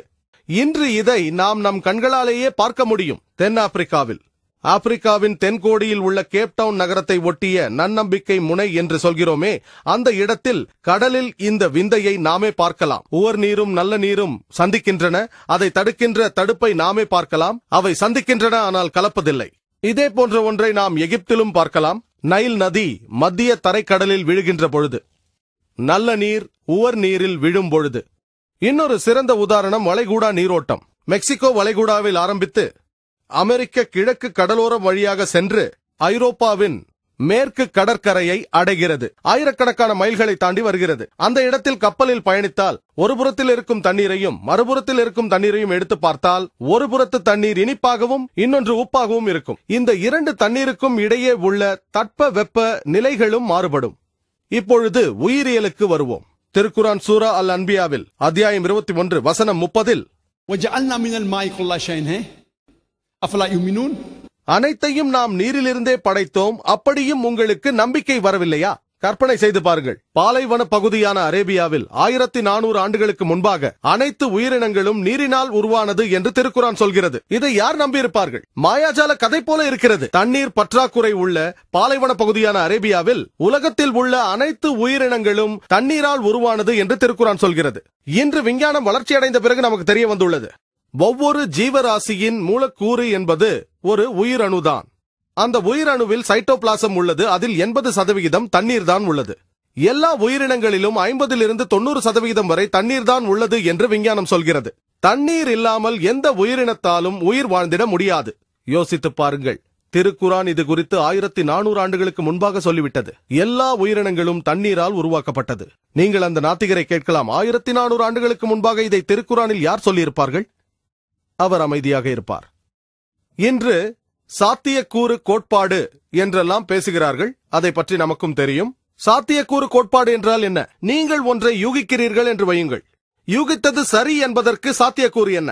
உதாரணத்திற்கு, நீங்கள் ஒரு காசை சுண்டிவிட்டால் விழுவது ஒன்று பூவாக இருக்கலாம், இல்லை தலையாக இருக்கலாம். 2 சாத்தியக்கூறு உண்டு. கண்டிப்பாக தலைதான் விழும் என்று நீங்கள் யூகிப்பதாக வைத்துக் கொள்வோம். நீங்கள் சொன்னது சரி என்பதற்கு 2 1 வாய்ப்பு உண்டு, அதாவது 50%. நீங்கள் 2வது முறையாக காசை சுண்டி விடுகிறீர்கள் என்று வையுங்கள். நீங்கள் சொன்னது சரி என்பதற்கு 2 1 பங்கு வாய்ப்பு உண்டு, அதாவது 50%. நீங்கள் 2 முறையும் சரியாக சொல்ல எவ்வளவு வாய்ப்பு உண்டு? நீங்கள் முதல் முறை காசை சுண்டிய பொழுதும் 2வது முறை சுண்டிய பொழுதும் 2 1 பங்கை 2 1 பங்கால் பெருக்கினால் அதன் பதில் 4 1 பங்காகிவிடும். 50%-இன் 50% 25% ஆகிவிடும். இதைத்தான் சாத்தியக்கூறு கோட்பாடு என்கிறார்கள். நீங்கள் 3வது முறையும் காசை சுண்டிவிட்டால் என்ன விழும் என்று நீங்கள் யூகித்தால், நீங்கள் 3 முறையும் சரியாக சொல்வதற்கு வாய்ப்பு 2 1 பங்கை 3 முறை பெருக்கினால் அதற்கு நமக்கு கிடைக்கக்கூடிய விடை 8 1 பங்கு. அது எவ்வளவு? 50%-இன் 50%-இன் 50% 12.5%. ஒரு பகடையை உருட்டுங்கள். இதில் வாய்ப்புகள் 1 2 3 4 5 6 என்று உண்டு. பகடையை உருட்டினால் 6 வாய்ப்புகள் உண்டு. பகடையை உருட்டும் பொழுது நீங்கள் யூகிக்கும் எண் விழும் என்பதற்கு எவ்வளவு வாய்ப்பு உண்டு? 6 1 பங்கு. 2வது முறையும் பகடையை வீசிவிட்டு நீங்கள் சொல்வது சரி என்பதற்கு எவ்வளவு வாய்ப்புண்டு? 6 1 பங்கை 6 1 பங்கால் பெருக்கினால் 36 1 பங்கு. இதைத்தான் சாத்தியக்கூறு கோட்பாடு என்று அழைக்கிறார்கள். ஒருவேளை யாராவது திருக்குரானில் பதிவு செய்யப்பட்டுள்ள வசனங்கள் எல்லாம் ஒரு யூகத்தால் வந்தது என்று சொன்னால், சாத்தியக்கூறு கோட்பாட்டை அளவாக வைத்து நாம் திருக்குரானை அணுகி பார்ப்போம். திருக்குரான் சொல்கிறது, இந்த பூமியின் வடிவம் உருளை என்று சொல்கிறது. நீங்கள் பூமியின் வடிவத்தை 10 விதமாக யூகிக்கிறீர்கள் என்று வையுங்கள். முக்கோணமாக, நீள் சதுரமானதோ, 7 கோணமோ, எண் கோணமோ என்று யூகிக்கக்கூடும். 10 வித்தியாசமான வடிவத்தை யோசித்துப் பார்ப்பீர்கள். சிலர் உருண்டை என்பார்கள், சிலர் நீள் உருண்டை என்பார்கள். 10 வித்தியாசமான வடிவத்தை யூகிக்கலாம். அதில் ஒன்றுதானே சரியாக இருக்க முடியும். அந்த ஒன்று சரியாக இருப்பதற்கு எவ்வளவு வாய்ப்பு உள்ளது? 10இல் ஒரு வடிவத்தை யாராவது யூகித்தால் அது சரியாக இருப்பதற்கு வாய்ப்பு 10இல் ஒரு பங்கு உள்ளது. சந்திரனின் வெளிச்சம் பிரதிபலிப்பு வெளிச்சம் என்று திருக்குரான் சொல்கிறது. அது சொந்த வெளிச்சமாகவும் இருக்கலாம், இல்லை இரவல் பிரதிபலிப்பு வெளிச்சமாகவும் இருக்கலாம். 2 விடைகள் உண்டு. இதில் ஒன்றை யாராவது யூகித்தால் அவரது விடை சரியாக இருப்பதற்கு வாய்ப்பு 2இல் ஒரு பங்கு உண்டு. பூமியின் வடிவம் உருண்டை என்று யூகித்து அது சரியாக இருப்பதற்கும், சந்திரனின் வெளிச்சம் பிரதிபலிக்கப்பட்ட வெளிச்சம்தான் என்று யூகித்து அது சரியாக இருப்பதற்கும் எவ்வளவு வாய்ப்புண்டு? 10இல் ஒரு பங்கை 2இல் ஒரு பங்கால் பெருக்கினால் 20இல் ஒரு பங்கு, அதாவது 5%. இந்த 2 விஷயங்களிலும் ஒருவரது யூகம் சரியாக இருப்பதற்கான வாய்ப்பு 5% உள்ளது. எல்லா உயிரினங்களும் தண்ணீரால் உருவானது என்று திருக்குரான் சொல்கிறது. ஒரு மனிதன் எதனால் உருவாக்கப்பட்டிருப்பான் என்று நீங்கள் யோசித்தால் ஆயிரக்கணக்கான பொருட்களை நீங்கள் யோசித்து பார்க்கலாம். மண் என்று யோசிக்கலாம், மரம் என்று யோசிக்கலாம், கல் என்று யோசிக்கலாம், தோல் என்று யோசிக்கலாம், எலும்பென்று யோசிக்கலாம், அலுமினியம் என்று யோசிக்கலாம், ஸ்டீல் என்று யோசிக்கலாம், இரும்பு என்று யோசிக்கலாம். ஆயிரக்கணக்கான பொருட்களை யோசித்து பார்க்கலாம். தண்ணீர், எண்ணெய், இந்த ஆயிரக்கணக்கான பொருட்களில் நீங்கள் எதையாவது யூகித்து அது சரியாக இருக்க வாய்ப்பு 1000இல் ஒரு பங்கு உண்டு. 1000இல் ஒரு பங்கென்றால் 0.1%. 1000இல் ஒரு மடங்கு. இந்த உலகம் உருண்டை, சந்திரனின் வெளிச்சம் பிரதிபலிக்கப்பட்ட வெளிச்சம், எல்லா உயிரினங்களும் தண்ணீரால் உருவாக்கப்பட்டது என்பது எல்லாமே சரியாக இருக்க எவ்வளவு வாய்ப்பு இருக்கிறது? 10இல் ஒரு பங்கை 2இல் ஒரு பங்கால் பெருக்கி அதை 1000இல் ஒரு பங்கால் பெருக்கினால் அதன் விடை 0.05%.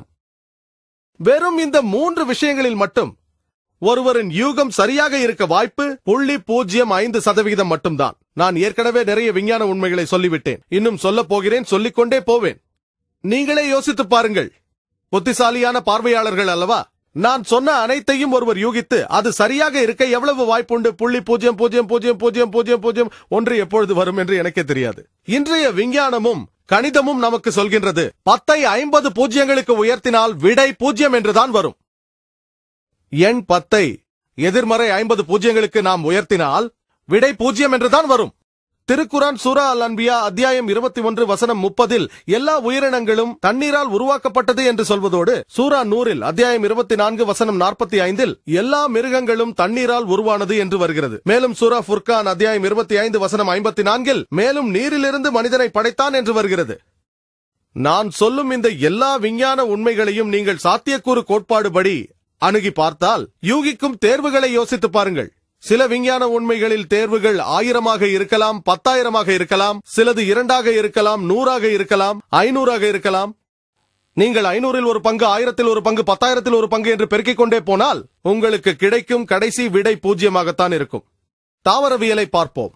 ஒரு காலத்தில் மனிதர்களுக்கும் விலங்குகளுக்கும் மத்தியில்தான் ஆண் பெண் பால் வேறுபாடு இருந்ததாக அறிந்திருந்தோம். தாவரங்களுக்குள் இந்த வேறுபாடு இருந்ததை நாம் அப்பொழுது அறியவில்லை. அதை நாம் 100, 200, 300 ஆண்டுகளுக்கு முன்பாக அறிந்து கொண்டோம். ஆனால் திருக்குரான் 1400 ஆண்டுகளுக்கு முன்பாக சொல்லிவிட்டது. சூரா தாஹாவில் அத்தியாயம் 20 வசனம் 53இல் மேகத்திலிருந்து மழையை பொழியச் செய்கிறான். அதன் காரணமாக பற்பல விதமான பொற்பூண்டுகளை ஜோடி ஜோடிகளாக நாம் வெளிப்படுத்துகின்றோம்.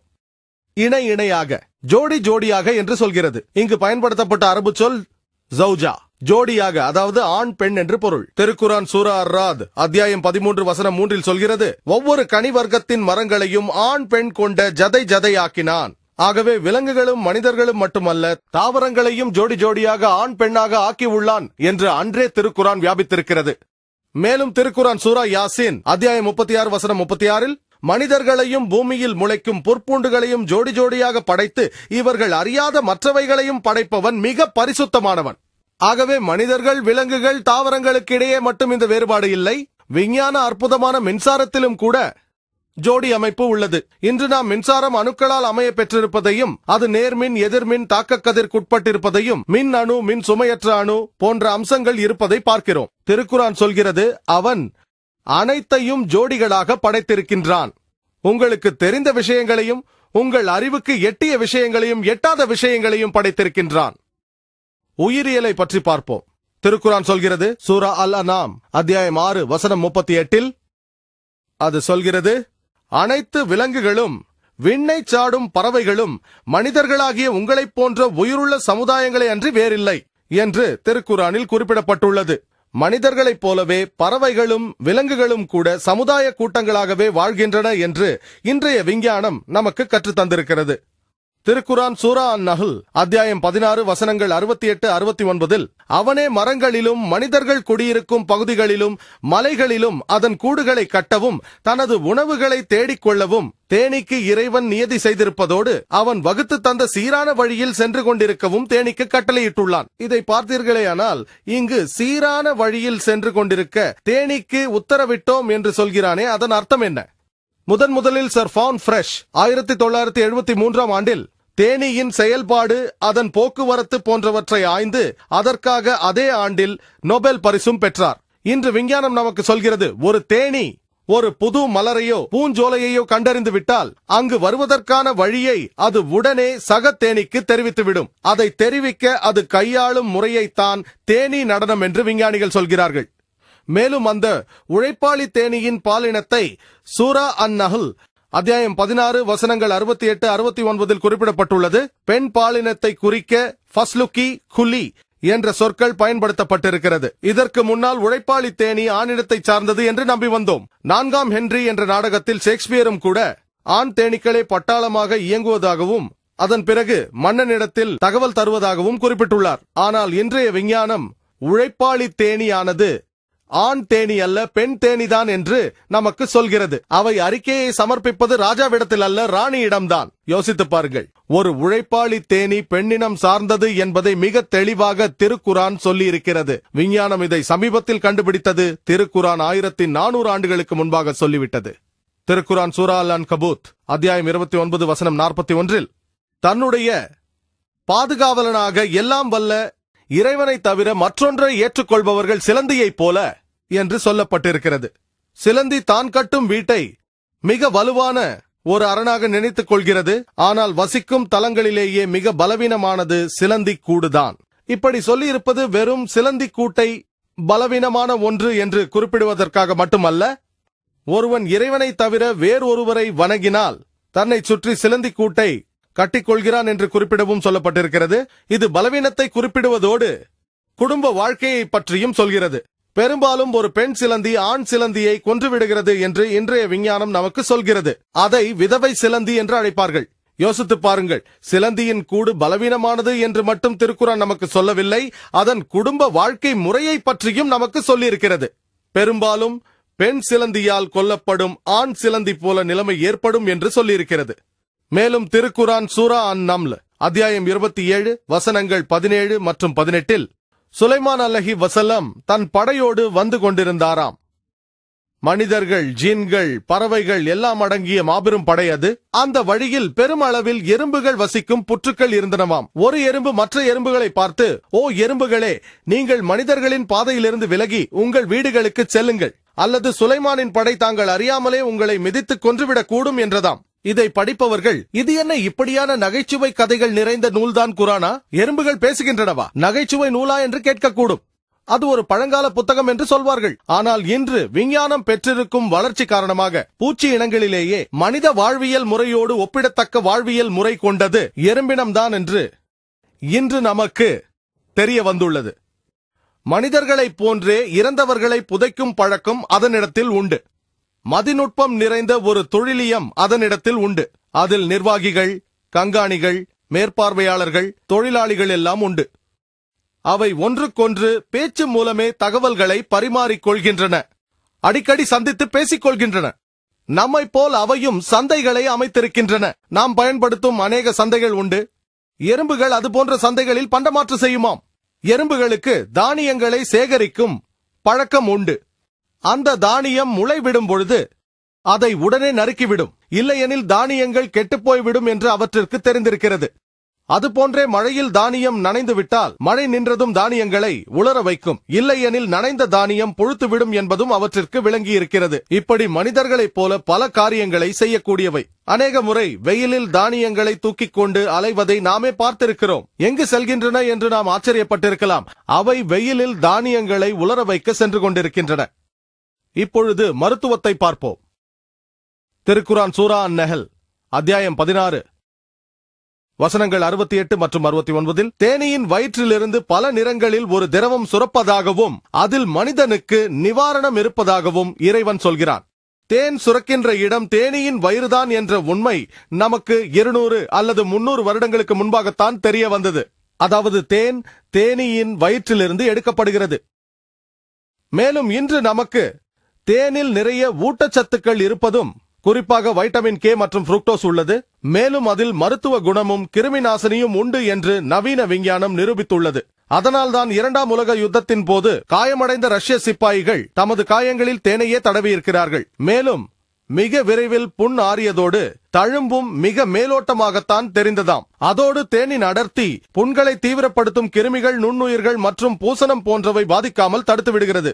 ஏதாவது ஒரு தாவரத்தில் ஒருவருக்கு ஒவ்வாமை உண்டானால் அந்த தாவரத்திலிருந்து எடுக்கப்படும் தேனை அவருக்கு நாம் ஊட்டினால் அவருக்கு இருந்த ஒவ்வாமையை நிவர்த்தி செய்ய முடியும். உடற்கூறியலை பற்றி பார்ப்போம். திருக்குரான் அருளப்பட்டு 600 ஆண்டுகளுக்கு பிறகு வந்தவர் இப்னு நஃபீஸ் என்ற விஞ்ஞான மேதை. இரத்த ஓட்டத்தை பற்றி உலகிற்கு சொன்னவர் இவர்தான். அதற்கு 400 ஆண்டுகளுக்கு பிறகு, அதாவது திருக்குரான் அருளப்பட்ட 1000 ஆண்டுகளுக்கு பிறகு வில்லியம் ஹார்வி என்பவர் இதை உலகிற்கு பிரபலப்படுத்தினார். நாம் பள்ளி பாடப்புத்தகங்களில் படித்திருப்போம். உலகிற்கு இரத்த ஓட்டத்தை பற்றி முதலில் சொன்னவர் வில்லியம் ஹார்வி என்று படித்திருப்போம். ஆனால் உண்மையில் அதற்கு 400 ஆண்டுகளுக்கு முன்பாக இப்னு நஃபீஸ் சொல்லிவிட்டார். அவருக்கு 600 ஆண்டுகளுக்கு முன்பாகவே திருக்குரான் இரத்த ஓட்டத்தை குறித்து சொல்லிவிட்டது. இன்று விஞ்ஞானம் வளர்ச்சி அடைந்ததால் நமக்கு தெரிய வந்துள்ளது. சுருக்கமாக சொல்கிறேன். நாம் உண்ணுகின்ற உணவு வயிற்றிற்குள் சென்று, வயிற்றிலிருந்து குடலுக்குள் சென்று, குடல்கள் வழியாக குடல்களின் இரத்த நாளங்களை அடைந்து அதன் மூலம் இரத்த ஓட்டத்தில் கலந்து விடுகிறது. பிறகு பல உறுப்புகளையும் சென்றடைவதாகவும் பெரும்பாலும் ஈரலுக்குள் சென்றுதான் பிறகு இரத்த ஓட்டத்திற்கு வருகிறது. பால் சுரப்பிற்கு காரணமான பால் சுரப்பி நாளங்கள் உள்ளிட்ட எல்லா உறுப்புகளையும் இரத்த ஓட்டம் சென்றடைகிறது. விஞ்ஞானத்தால் இன்று சொல்லப்பட்ட ஒரு விஷயம் முன்பே திருக்குரானில் சொல்லப்பட்டுவிட்டது. பால் சுரப்பு பற்றியும் இரத்த ஓட்டம் பற்றியும் திருக்குரானில் சொல்லப்பட்டுவிட்டது. சூரா அன்-நஹல் அத்தியாயம் 16 வசனம் 66 சொல்லப்பட்டிருக்கிறது. ஆடு, மாடு, ஒட்டகம் ஆகிய கால்நடைகளில் படிப்பினை இருப்பதாகவும் அவற்றின் இரத்தத்திற்கும் சாணத்திற்கும் இடையில் அதன் வயிற்றில் இருந்து கலப்பற்ற பாலை உற்பத்தி செய்து நமக்கு புகட்டுவதாகவும் திருக்குரானில் ஏற்கனவே சொல்லப்பட்டிருக்கிறது.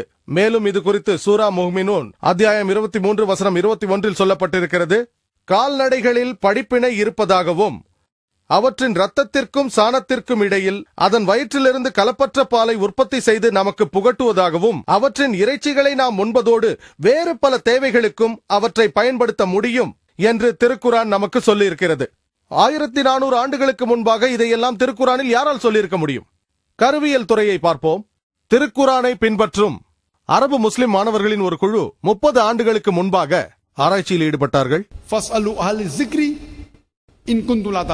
சூரா அன்-நஹல் அத்தியாயம் 16 வசனம் 43, சூரா அன்பியா அத்தியாயம் 21 வசனம் 7 சொல்கிறது, நீங்கள் அறியாதவற்றை அதை அறிந்தவர்கள் தெரிந்தவர்களிடம் கேட்டு தெளிவு பெற்றுக் கொள்ளுங்கள் என்று சொல்லப்பட்டிருக்கிறது. இதை அப்படியே ஏற்று கருவியல் சம்பந்தமாக திருக்குரானிலும் திருநபியின் கருத்துக்களிலும் உள்ள குறிப்புகளை ஒன்று திரட்டி பேராசிரியர் கீத் மோரிடம் கொடுத்து விளக்கம் கேட்டார்கள். 1970 இறுதியிலும் 80 ஆரம்பத்திலும் பேராசிரியர் கீத் மோர் கருவியல் விஞ்ஞானத்தில் அனைத்துலக பிரபல்யம் பெற்ற மிக பெரும் நிபுணர்களில் ஒருவராக இருந்தார். கனடா நாட்டின் டொரண்டோ பல்கலைக்கழகத்தின் உடற்கூறியல் தலைவராகவும் இருந்தார். அந்த இளைஞர் குழு திருக்குரானில் இருந்தும் ஹதீசுகளில் இருந்தும் திரட்டிய குறிப்பை ஆங்கிலத்தில் மொழிபெயர்த்து அதை அவரிடம் கொடுத்து அவருடைய கருத்தை கேட்டார்கள். அதை பார்த்துவிட்டு திருக்குரானில் கருவியல் சம்பந்தமாக தரப்பட்டுள்ள குறிப்புகளுள் மிக பெரும்பாலானவை நவீன கருவியல் விஞ்ஞானத்தோடு ஒத்துப்போகின்றன என்று சொன்னார். ஆனால் ஒரு சில விஷயங்கள் உள்ளன, அதை என்னால் தவறு என்றோ இல்லை சரி என்றோ சொல்ல முடியாது, ஏனென்றால் அது குறித்து எனக்கே தெரியாது என்றார். அப்படியான விஷயங்களில் திருக்குரானில் அருளப்பட்ட முதல் 2 வசனங்கள் தான். அதுதான் சூரா அலக் அத்தியாயம் 96 வசனங்கள் 1 மற்றும் 2. அது சொல்கிறது, மனிதனை ஒட்டுகின்ற அட்டை போன்ற ஒன்றில் உருவாக்கிய உம்முடைய இறைவனின் பெயரால் பகர்வீராக, ஓதுவீராக, முழங்குவீராக என்று சொல்லப்பட்டிருக்கிறது. இதை படித்த பேராசிரியர் கேத் மோர், கரு தனது ஆரம்ப நிலையில் அட்டை போன்ற உருவம் கொண்டதா என்று எனக்கு தெரியாது என்றார். ஆகவே அவர் ஆய்வுக்கூடத்திற்குள் சென்று ஒரு மிக சக்தி வாய்ந்த நுண்ணோக்கியின் உதவியுடன் கருவின் ஆரம்ப நிலையை பார்த்தார். கருவின் ஆரம்ப நிலையை பார்த்துவிட்டு அதை ஒரு அட்டைப்பூச்சியின் புகைப்படத்தோடு ஒப்பிட்டு பார்த்தார். அவ்விரண்டின் உருவ ஒற்றுமையை பார்த்துவிட்டு ஆச்சரியமடைந்தார். அதற்கு பிறகு கருவியல் சம்பந்தமாக திருக்குரானில் இருந்தும் ஹதீசுகளிலிருந்தும் அவரிடம் 80 கேள்விகளுக்கு மேல் கேட்கப்பட்டது. 1980 ஆரம்ப காலகட்டத்தில் 30 வருடங்களுக்கு முன்பாக அவர் சொன்னார், இந்த கேள்விகளை 30 ஆண்டுகளுக்கு முன்னர் என்னிடம் கேட்டிருந்தால் அதன் 50% என்னால் பதில் சொல்லியிருக்க முடியாது. ஏனெனில் மருத்துவத்தின் ஒரு கிளையாகிய கருவியல் அண்மையில் முதிர்ச்சி பெற்றதுதான் என்றார். மேலும் அவர், திருக்குரான் ஒரு புனித நூல் என்பதிலோ முகமது நபி அவர்கள் இறைவனுடைய தூதர் என்பதை ஏற்றுக்கொள்வதில் எனக்கு எந்த ஆட்சேபனையும் இல்லை என்றார். மேலும் திருக்குரான் சொல்கிறது, சூரா அத்தாரிக்கில் அத்தியாயம் 86 வசனங்கள் 5-7 வரை, எதிலிருந்து படைக்கப்பட்டோம் என்பதை மனிதன் சிந்திக்க மாட்டானா? அதை பற்றி அவன் தெரிந்து கொள்ள வேண்டாமா? குதித்து வெளிப்படும் ஒரு நீர் மூலமாக அவன் படைக்கப்பட்டான். அந்நீர் முதுகுத்தண்டுக்கும் விலா எலும்புக்கும் இடைப்பட்ட ஒரு இடத்திலிருந்து வெளியாகிறது. முதுகெலும்புக்கும் விலா எலும்புக்கும் இடையே உள்ள ஒரு இடத்திலிருந்து உருவாகும் ஒரு துளியை கொண்டு மனிதன் படைக்கப்படுகின்றானா என்று கேட்கலாம். ஆனால் இன்று விஞ்ஞானத்தின் முன்னேற்றத்தால், கருவியல் துறையின் முன்னேற்றத்தால் நமக்கு தெரிய வந்துள்ளது, மனிதனின் உடலில் கரு உருவாக காரணமான பாகங்கள், அதாவது ஆணின் விரையும் பெண்களிடம் உள்ள சினையும், கருவியல் காலத்தில், அதாவது கர்ப்பப்பையில் குழந்தை இருக்கும் பொழுது அதை தோற்றுவிக்கும் இடமானது சிறுநீரகம் இருக்கும் இடமாகும். முதுகெலும்பிற்கும் 11வது 12வது விலா எலும்பிற்கும் இடையில். பிறகு அது கீழே இறங்குகிறது. பெண்களின் சினைப்பை முதுகெலும்புக்கும் இடுப்பு எலும்புக்கும் உட்பட்ட வட்டத்தில் அமைகிறது. ஆண்களுக்கு அது ஒரு இணைப்பு நாளம் மூலம் விரைப்பைக்குள் இறங்குகிறது. பிறகு முதிர்ச்சி அடைந்த நிலையிலும், அதாவது சினையும் விரையும் இறங்கிய நிலையிலும், அதற்கு தேவையான இரத்தத்தையும் நரம்புகளையும் அதே முதுகெலும்புக்கும் 11ஆம் 12ஆம் விலா எலும்புகளுக்கும் இடைப்பட்ட சிறுநீரக பகுதியிலிருந்தே பெற்றுக்கொள்கிறது. அந்த இரத்தம் ஓட்டா என்ற இதய தமனியிலிருந்து வருகிறது. நிணநீர் வடிகாலும் அந்த வட்டத்திலேயே அமைய பெற்றுள்ளது. அங்கிருந்துதான் நரம்புகளும் உணர்ச்சி நாளங்களும் கிளம்புகின்றன. முதுகெலும்புக்கும் 11ஆம் 12ஆம் விலா எலும்புக்கும் நடுவில். திருக்குரான் சூரா முஹ்மினூன் அத்தியாயம் 23 வசனம் 13 மேலும் சூரா ஹஜ் அத்தியாயம் 22 வசனம் 5 மனிதனை நாம் நுத்ஃபாவில் இருந்து படைத்தோம். நுத்ஃபா என்பது மிக மிக சிறிய, அதாவது இம்மி அளவு நீராகும். மேலும் திருக்குரான் சூரா சஜ்தா அத்தியாயம் 32 வசனம் 8 மனிதனை சுலாலாவிலிருந்து படைத்தோம் என்று கூறப்பட்டுள்ளது. சுலாலா என்றால் ஒட்டுமொத்த தொகுதியின் மிகச்சிறந்த பகுதி என்று பொருள். இன்றைய விஞ்ஞானம் சொல்கிறது, ஒரு முறை வெளியேறும் இந்திரியத்திலிருந்து ஒரு சமயத்தில் ஒரு சாதாரண மனிதனால் 30 கோடி உயிரணுக்களை வெளியேற்ற முடியும். ஆனால் ஒரு சினையை கருவுறச் செய்ய 30 கோடி உயிரணுக்களில் ஒன்றே ஒன்று போதும். இந்த சிறிய அளவு நுத்ஃபா என்று அழைக்கப்படுகிறது. அதுவே சுலாலா என்றும் அழைக்கப்படுகிறது. ஒட்டுமொத்த தொகுதியின் மிகச்சிறந்த பகுதி, அதாவது ஒரு உயிரணு. 30 கோடி உயிரணுக்களில் இருந்து ஒரு உயிரணுவை திருக்குரான் சுலாலா என்று குறிப்பிடுகிறது. ஒட்டுமொத்த தொகுதியின் மிகச்சிறந்த பகுதி. மேலும் திருக்குரான் சூரா இன்சான் அத்தியாயம் 76 வசனம் 2 நுத்ஃபத்துன் அம்ஷாஜிலிருந்து மனிதனை படைத்ததாக திருக்குரான் சொல்கிறது. நுத்ஃபத்துன் அம்ஷாஜ் என்றால் கலக்கப்பட்ட திரவங்கள் என்ற கருத்து வருகிறது. இன்றைய விஞ்ஞானம் ஆண் பெண் இருவரிடத்திலிருந்தும் திரவங்கள் தேவை என்கிறது. ஆணிடத்திலிருந்து விந்தும் பெண்ணிடத்திலிருந்து சினையும் தேவையாம். மேலும் பல பாகங்களிலிருந்து சுரக்கும் திரவங்கள் விரையிலிருந்தும் இந்திரிய நாளங்களிலிருந்தும் புரோஸ்டட்டிக் மற்றும் யுரேட்டர் நாளங்களிலிருந்தும் சுரக்கும் திரவங்கள் ஒன்றாக கலந்து ஒரு சிசு உருவாக உதவுகின்றன என்று விஞ்ஞானம் சொல்கிறது. ஒரு சிறிய அளவு கலக்கப்பட்ட திரவம் என்று திருக்குரான் சொல்கிறது. மரபியல் சம்பந்தமாக இன்று விஞ்ஞானம் சொல்கிறது, அதாவது கருவில் உருவாகும் குழந்தையின் பாலினத்தை நிர்ணயிப்பது 23வது ஜோடி உயிரணுவே ஆகும். அது XX ஆக இருந்தால் பெண் குழந்தையாகவும், XY என்றால் ஆண் குழந்தையாகவும் உருவாகும். பால் மாறுபாட்டுக்கு காரணம் ஆண் திரவமாகிய விந்தில் உள்ள உயிரணுக்களாகும் என்று இன்றைய விஞ்ஞானம் நமக்கு சொல்கிறது. அதாவது விந்தணுவில் உள்ள X கருத்தரித்தலில் சம்பந்தப்பட்டால் அது பெண் குழந்தையாகவும், Y சம்பந்தப்பட்டால் ஆண் குழந்தையாகவும் உருவாகும். இவையெல்லாம் விஞ்ஞானத்தால் ஒரு 50 ஆண்டுகளுக்கு முன்பாக, ஒரு 100 ஆண்டுகளுக்கு முன்பாக கண்டுபிடிக்கப்பட்டது.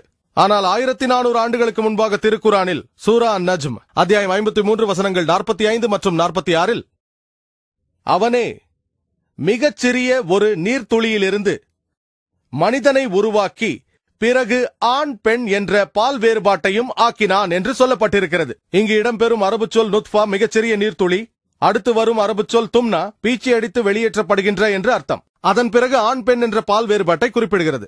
மேலும் இது சம்பந்தமாக திருக்குரான் சூரா அல் கியாமா அத்தியாயம் 75 வசனங்கள் 37 39 வரை ஒரு சிறு துளி விந்திலிருந்து நாம் மனிதனை படைத்தோம் என்று சொல்லப்பட்டிருக்கிறது.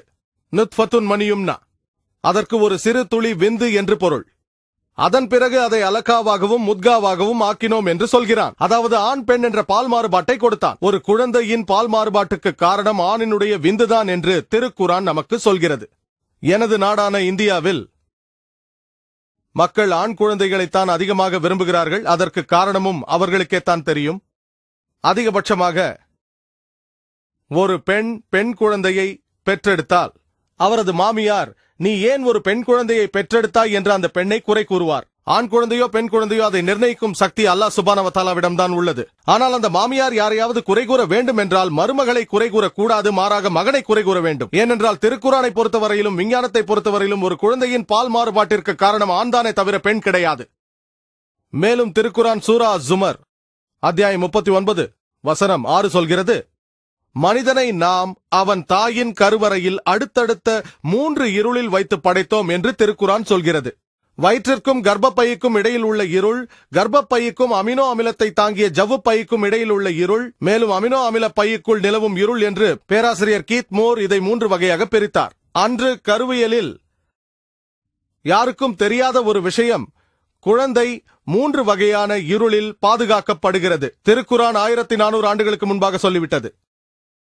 மேலும் திருக்குரான் கருவியலின் பல நிலைகளை மிக தெளிவாகவும் விரிவாகவும் சொல்லியிருக்கிறது. சூரா முஹ்மினூனில் அத்தியாயம் 23 வசனங்கள் 12 14 வரை திருக்குரான் சொல்கிறது, மிகவும் ஒரு அற்ப துளி திரவத்திலிருந்து மனித படைப்பை துவக்கி அடுத்து அவனை ஒரு கராரே மக்கீன் பாதுகாப்பான இடத்தில் வைத்தோம். அடுத்து அட்டைப்பூச்சி போன்ற அலகாவாகவும், அதைத் தொடர்ந்து மெல்லப்பட்ட சிறு இறைச்சி துண்டின் தோற்றத்தில் முத்காவாகவும், பிறகு இசாமா எலும்புகளாகவும் அமைத்து, பிறகு லஹம் தசையால் போர்த்தினோம் என்கிறான். எல்லாம் வல்ல அல்லாவுக்கே மகத்துவம் உரித்தாகுக. இந்த 3 வசனங்கள் கருவியலின் பல நிலைகளை மிக தெளிவாக விவரமாக விவரிக்கின்றன. நான் ஏற்கனவே சொன்னது போல நுத்ஃபா என்ற அற்ப துளியில் உருவாக்கத்தை துவக்கி அதை கராரே மக்கீன் பாதுகாப்பான இடத்தில் வைத்ததாகவும் அந்த வசனங்கள் சொல்கின்றன. இன்றைய விஞ்ஞானம் கருப்பையில் இருக்கின்ற சிசு பின்புறத்தில் உள்ள முதுகெலும்பு மற்றும் அதை ஒட்டிய தசைகளாலும், முன்புறத்தில் வயிற்றாலும், அதற்குள்ளே உள்ள கருப்பையாலும், அதை அடுத்துள்ள அமினோ அமில ஜவ்வு பையாலும் பாதுகாக்கப்படுகின்றது என்று நிரூபித்துள்ளது. அதன் பிறகு அட்டை போன்ற, அதாவது அலகா தோற்றத்தில் அந்த சிசு உருவாவதாக திருக்குரான் சொல்கிறது. அலகா என்ற அரபு சொல்லுக்கு 3 அர்த்தங்கள் உண்டு. நான் ஏற்கனவே சொன்னது போல அட்டை பூச்சி போன்ற தோற்றம் கொண்டது என்ற அர்த்தம் உண்டு. அதன் பிறகு ஒட்டிக்கொள்கின்ற என்ற பொருளும் உண்டு. கரு துவக்கத்தில் கருப்பை சுவரில் ஒட்டிக்கொண்டுதானே இருக்கின்றது. 3வது பொருள் உறைந்த இரத்த கட்டி என்பது. கருவின் துவக்க கட்டத்தில் கருவிற்குள் இரத்த ஓட்டம் இருக்காது. ஆகவே உறைந்த கட்டியை போன்ற தோற்றம் அளிக்கும் என்று இன்றைய விஞ்ஞானம் சொல்கிறது. சிந்தித்து பாருங்கள், அலகா என்ற அந்த சொல்லுக்குரிய 3 அர்த்தங்கள் அட்டை போன்ற தோற்றம், ஒட்டுண்ணி, கட்டி ஆகிய இந்த 3ஐயும் இன்றைய விஞ்ஞானமும் ஏற்று உறுதி செய்துள்ளது. அல்ஹம்துலில்லாஹ். மேலும் அலகா முத்காவாகிறது, அதாவது மெல்லப்பட்ட இறைச்சி துண்டு போல ஆகிறது. இதை கேட்ட பேராசிரியர் கீத் மோர் ஒரு மென்மையான உருக்கப்பட்ட பிளாஸ்டிக் துண்டை எடுத்து அதை தன் பற்களிடையே மென்றார். அதில் விழுந்த பற்களின் அச்சுக்கள் சோமைட்ஸ் போலவே இருந்தது. அங்கிருந்துதான் மனிதனின் நரம்புகள் உருவாகும். நாம் முத்காவை இசாமாவாக மாற்றினோம், எலும்புகள். பிறகு எலும்புகளை லஹம் தசையால் போர்த்தினோம். தொடர்ந்து திருக்குரான் படைப்பவர்களில் எல்லாம் சிறந்தவன் எவனோ அவனுக்கே மகத்துவம் என்று கூறுகிறது. இன்றைய விஞ்ஞானம் கருவாக்கத்தின் இந்த கட்டம் வரை கரு நிலையின் முன்னேற்றமானது இப்படித்தான் இருக்கும். அது மீனாக இருந்தாலும் சரி, முயலாக இருந்தாலும் சரி, வேறு எந்த மிருகமாக இருந்தாலும் சரி, இந்த கட்டத்திற்கு பிறகுதான் வேறுபாடுகள் வரும். மனிதனை பொறுத்தவரையில் முதலில் தலை வரும், பிறகு கால்கள், பாதங்கள். அதனால்தான் திருக்குரான் பிறகு அவன் ஒரு புது படைப்பை படைத்தான் என்கிறது. படைப்பவர்களில் எல்லாம் சிறந்தவனான அவனே மகத்துவம் மிக்கவன். திருக்குரான் சூரா அல் ஹஜ் அத்தியாயம் 22 வசனம் 5 மனிதனை ஒரு சிறு துளி விந்திலிருந்து உருவாக்கினோம், அதிலிருந்து அலகாவாகவும் முத்காவாகவும் மாற்றி உருவாக்கப்படாத தசைகளிலிருந்து உங்களை படைத்தோம். பேராசிரியர் மார்ஷல் ஜான்சனிடம் இந்த வசனத்தை குறித்து கருத்து கேட்டபொழுது, மனித உருவாக்கத்தின் இந்த கட்டத்தில் சில உறுப்புகள் உருவாக்கப்பட்டு விட்டன, சில உறுப்புகள் உருவாக்கப்படவில்லை. சில உயிரணுக்கள் வேறுபாடு உள்ளதாகவும் சில உயிரணுக்கள் வேறுபாடு இல்லாததாகவும் காணப்படும். இந்த கட்டத்தில் நான் படைப்பு முழுமையாகிவிட்டது என்று சொன்னால் பிழையாகிவிடும். ஏனென்றால் படைப்பு இன்னும் முழுமை அடையவில்லை. முழுமை அடையவில்லை என்று நான் சொன்னாலும் அதுவும் பிழைதான். ஆகவே திருக்குரான் இதை வர்ணிப்பது போல உருவாக்கப்பட்ட, உருவாக்கப்படாத, வேறுபடும் உயிரணுக்கள், வேறுபடாத உயிரணுக்கள் என்ற வர்ணனை தான் சரி என்று அவர் சொன்னார். மேலும் பேராசிரியர் கீத் மூர் சொன்னார், திருக்குரானில் தரப்பட்டுள்ள கட்டங்கள், அதாவது அலகா, முத்கா, இவை அனைத்தும் கருவின் தோற்றத்தை அடிப்படையாக கொண்டது என்றார். திருக்குரானில் நவீன விஞ்ஞானத்தை விட இந்த கட்டங்கள் சிறப்பாக வர்ணிக்கப்பட்டதாக அவர் சொல்கிறார். விஞ்ஞானத்தில் நிலை 1, 2, 3 என்றெல்லாம் சொல்வார்கள். இது மனிதர்களை குழப்பக்கூடும். இந்த கட்டங்களை, அமைப்பையும் தோற்றத்தையும் அடிப்படையாக கொண்டு திருக்குரானில் சொல்லப்பட்டிருப்பது விஞ்ஞானத்தை விட சுலபமானது, சிறப்பானது. 30, 40, 50 ஆண்டுகளுக்கு முன்னால் கண்டுபிடிக்கப்பட்ட இந்த விஷயங்கள் திருக்குரானில் 1400 ஆண்டுகளுக்கு முன்பாகவே சொல்லப்பட்டுவிட்டது. நேரமின்மை காரணமாக நான் விரிவாக பேச முடியாது. திருக்குரானில் இடம்பெற்றிருக்கும் இன்னும் 2 விஞ்ஞான உண்மைகளை உங்களுக்கு சொல்கிறேன். திருக்குரான் சூரா அல் கியாமாவில் அத்தியாயம் 75 வசனங்கள் 3 மற்றும் 4 இறந்து போய் புதைக்கப்பட்ட ஒரு மனிதன், அவனுடைய எலும்புகள் சிதைந்து மண்ணோடு மண்ணாகிவிட்ட பிறகு அவனுடைய எலும்புகளை எவ்வாறு ஒன்று திரட்டி நியாய தீர்ப்பு நாளன்று மறுபடியும் எப்படி கொண்டு வர முடியும் என்ற நிராகரிப்பாளனின் கேள்விக்கு படைப்பாளன் என்ன பதில் சொல்கிறான்? அதற்கு படைப்பாளனின் பதில், அவன் எலும்புகளை மட்டும் ஒன்று திரட்டவில்லை, நாமோ அவனுடைய விரல்களின் நுனியை கூட மிக துல்லியமாக அமைப்பதற்கு ஆற்றல் பெற்றுள்ளோம். திருக்குரான் இங்கு என்ன சொல்ல வருகிறது? எலும்புகளை மட்டுமல்ல, உங்கள் விரல்களின் நுனியை கூட என்னால் துல்லியமாக அமைக்க முடியும் என்பதற்கு என்ன அர்த்தம்? 1880 சர் பிரான்சிஸ் கோல்ட் விரல் ரேகையை பதிவு செய்கின்ற நுட்பத்தை முதலாக கண்டறிந்து இந்த உலகிற்கு சொன்னார். எந்த 2 மனிதர்களது விரல் ரேகையும் ஒன்று போல் இருக்கவே இருக்காது. கோடிக்கணக்கான மனிதர்களில் கூட ஒரே வடிவத்தை கொண்ட 2 நீங்கள் பார்க்கவே முடியாது என்று அவர் சொன்னார். ஒவ்வொரு மனிதனுக்கும் வெவ்வேறு விரல் ரேகைகள் இருக்கும், ஒரே வடிவத்தை கொண்டதாக இருக்காது. இன்று காவல்துறையினர், FBI, CIA, CID இவர்கள் எல்லோரும் குற்றவாளிகளை கண்டுபிடிக்க விரல் ரேகையை தான் பயன்படுத்துகிறார்கள், மனிதர்களை அடையாளம் காட்ட. யோசித்து பாருங்கள், 1880 சர் பிரான்சிஸ் கோல்டால் கண்டுபிடிக்கப்பட்ட ஒன்று திருக்குரானில் 1400 ஆண்டுகளுக்கு முன்பாக இடம் பெற்றுவிட்டது. உங்கள் எலும்புகளை மட்டுமல்ல, அதை விட்டுவிடுங்கள், உங்கள் விரல் நுனிகளை கூட என்னால் மறுபடியும் அமைக்க முடியும் என்று படைப்பாளன் சொல்கிறான். நான் என் சொற்பொழிவை முடிப்பதற்கு முன் திருக்குரானில் இடம்பெற்றுள்ள இன்னொரு விஞ்ஞான உண்மையை சொல்ல விரும்புகிறேன். தகட ஷான் என்று ஒரு பேராசிரியர் இருக்கிறார். அவர் தாய்லாந்து நாட்டை சேர்ந்தவர். அவர் வலி உணர்ச்சியை குறித்து ஆராய்ச்சி செய்வதில் அதிக நேரத்தை செலவழித்தார். இதற்கு முன்பாக வலியை உணர்வதற்கு மூளைதான் காரணம் என்று நாம் நினைத்துக் கொண்டிருந்தோம். அதன் பிறகு மருத்துவர்களுக்கு தோலில் உள்ள சில வலி உணர்வுகள் தான் வலியை நாம் உணர காரணம் என்று தெரிய வந்தது. அதனால்தான் தீக்காயம் அடைந்த யாராவது ஒரு நோயாளி மருத்துவரிடம் வரும்பொழுது அந்த மருத்துவர் ஒரு ஊசியை எடுத்து தீக்காயம் பட்ட இடத்தை குத்தி பார்ப்பார். நோயாளி வலியை உணர்ந்தால் மருத்துவருக்கு சந்தோஷம். வலி உணர்வுகளுக்கு ஒன்றுமாகவில்லை, இது மேலோட்டமான தீக்காயம்தான். நோயாளி வலியை உணரவில்லை என்றால் மருத்துவர் சோகமாகி விடுவார். வலி உணர்வுகள் அழிந்து விட்டன, அது ஆழமான காயம் என்பதால். பேராசிரியர் தகட ஷான் திருக்குரான் வசனத்தின் மொழிபெயர்ப்பை படித்தார். அது குறித்து அவரிடம் கருத்து கேட்கப்பட்டது. திருக்குரான் சூரா அன்-நிசா அத்தியாயம் 4 வசனம் 56 எவர்கள் நம் சான்றுகளை மறுக்கின்றார்களோ அவர்களை நிச்சயம் நாம் நரகில் வீசி எறிவோம். அவர்களுடைய உடல் தோள்கள் கருகிவிடும் போதெல்லாம் வேறு தோள்களை அவர்களுக்கு மாற்றிக்கொண்டே இருப்போம். வேதனையை அவர்கள் நன்கு சுவைத்துக் கொண்டே இருப்பதற்காக. திருக்குரானில் அவர்களது தோள்கள் கருகிய பிறகு அவர்களுக்கு புது தோள்கள் கொடுக்கப்படும் என்று சொல்லப்பட்டிருக்கிறது. அதற்கு வலியை உணரக்கூடிய வலி உணர்வுகள் தோலில் உண்டு என்பதுதானே அர்த்தம். திருக்குரான் சொல்கிறது, எவர்கள் நம் சான்றுகளை மறுக்கின்றார்களோ அவர்களை நிச்சயம் நரகில் வீசி எறிவோம். அவர்களுடைய உடல் தோள்கள் கருகிவிடும் போதெல்லாம் வேறு தோள்களை அவர்களுக்கு மாற்றிக்கொண்டே இருப்போம். வேதனையை அவர்கள் நன்கு சுவைத்துக் கொண்டே இருப்பதற்காக. நம் அனைவருக்கும் ஹிட்லரை தெரியும். இந்த உலகத்தின் மிகப்பெரிய பயங்கரவாதி அவர்தான். 60 லட்சம் யூதர்களை அவர் கொன்றார் என்று வரலாறு சொல்கிறது. 60 லட்சம் யூதர்களை அவர் எரித்தே கொன்றார் என்று வரலாறு சொல்கிறது. இன்று ஹிட்லரை கைது செய்தால் அவருக்கு என்ன தண்டனை கொடுப்பீர்கள்? என்ன தண்டனை? ஒருவேளை எரிக்கலாம். அது நியாயமாகுமா? அதனால் ஒரு உயிருக்குத்தான் ஈடு செய்ய முடியும். மீதமுள்ள 59,99,999 மரணங்களுக்கு என்ன பதில்? என்ன செய்ய போகிறோம்? திருக்குரானில் அல்லாஹ் சொல்கிறான், எவர்கள் நம் சான்றுகளை மறுக்கின்றார்களோ அவர்களை நிச்சயம் நரகில் வீசி எறிவோம். அவர்களுடைய உடல் தோள்கள் கருகிவிடும் போதெல்லாம் வேறு தோள்களை அவர்களுக்கு மாற்றிக்கொண்டே இருப்போம், வேதனையை அவர்கள் நன்கு சுவைத்துக் கொண்டே இருப்பதற்காக. ஹிட்லரை 10 லட்சம் முறை தீயில் எரிய விடலாம், 60 லட்சம் முறை தீயில் எரிய விடலாம், ஆனால் இந்த உலகத்தில் அது முடியாது. திருக்குரானின் இந்த அற்புதமான வசனம் பேராசிரியர் தகட ஷானிடம் காண்பிக்கப்பட்ட பொழுது 1400 ஆண்டுகளுக்கு முன்பாக வந்த ஒரு புத்தகத்தில் வலி உணர்வுகளை குறித்து எழுதப்பட்டிருக்கிறது என்பதை அவரால் நம்ப முடியவில்லை. பிறகு பேராசிரியர் கீத் மோர் போன்ற மற்ற விஞ்ஞானிகளுடன் ஆலோசனை செய்த பிறகு, மொழிபெயர்ப்பை படித்த பிறகு, அதன் விளைவாக ரியாதில் நடந்த 8வது மருத்துவ மாநாட்டில் அனைவரின் முன்பாக அவர் சொன்னார், லா இலாஹா இல்லல்லாஹ் முஹம்மது ரசூலுல்லாஹ், அல்லாவை தவிர வேறு இறைவனில்லை, முஹம்மது நபி அவர்கள் அல்லாவின் இறை தூதர் என்று சாட்சி பகிர்ந்தார். மறுபடியும் நம் நாத்திக நண்பரிடம் வந்து 1400 ஆண்டுகளுக்கு முன்பாக இவை அனைத்தையும் திருக்குரானில் யாரால் சொல்லியிருக்க முடியும் என்ற கேள்வியை கேட்போம். அந்த நாத்திகரிடத்திலிருந்து வரக்கூடிய பதில் என்னவாக இருக்கும்? படைப்பாளன், தயாரிப்பாளன், கண்டுபிடிப்பாளன், உற்பத்தியாளன், செய்தவன், இந்த படைப்பாளன், இந்த உற்பத்தியாளன், இந்த தயாரிப்பாளன், இந்த கண்டுபிடிப்பாளனை முஸ்லிம்களான நாங்கள் அல்லாஹ் என்கிறோம், அவனை இறைவன் என்கிறோம்.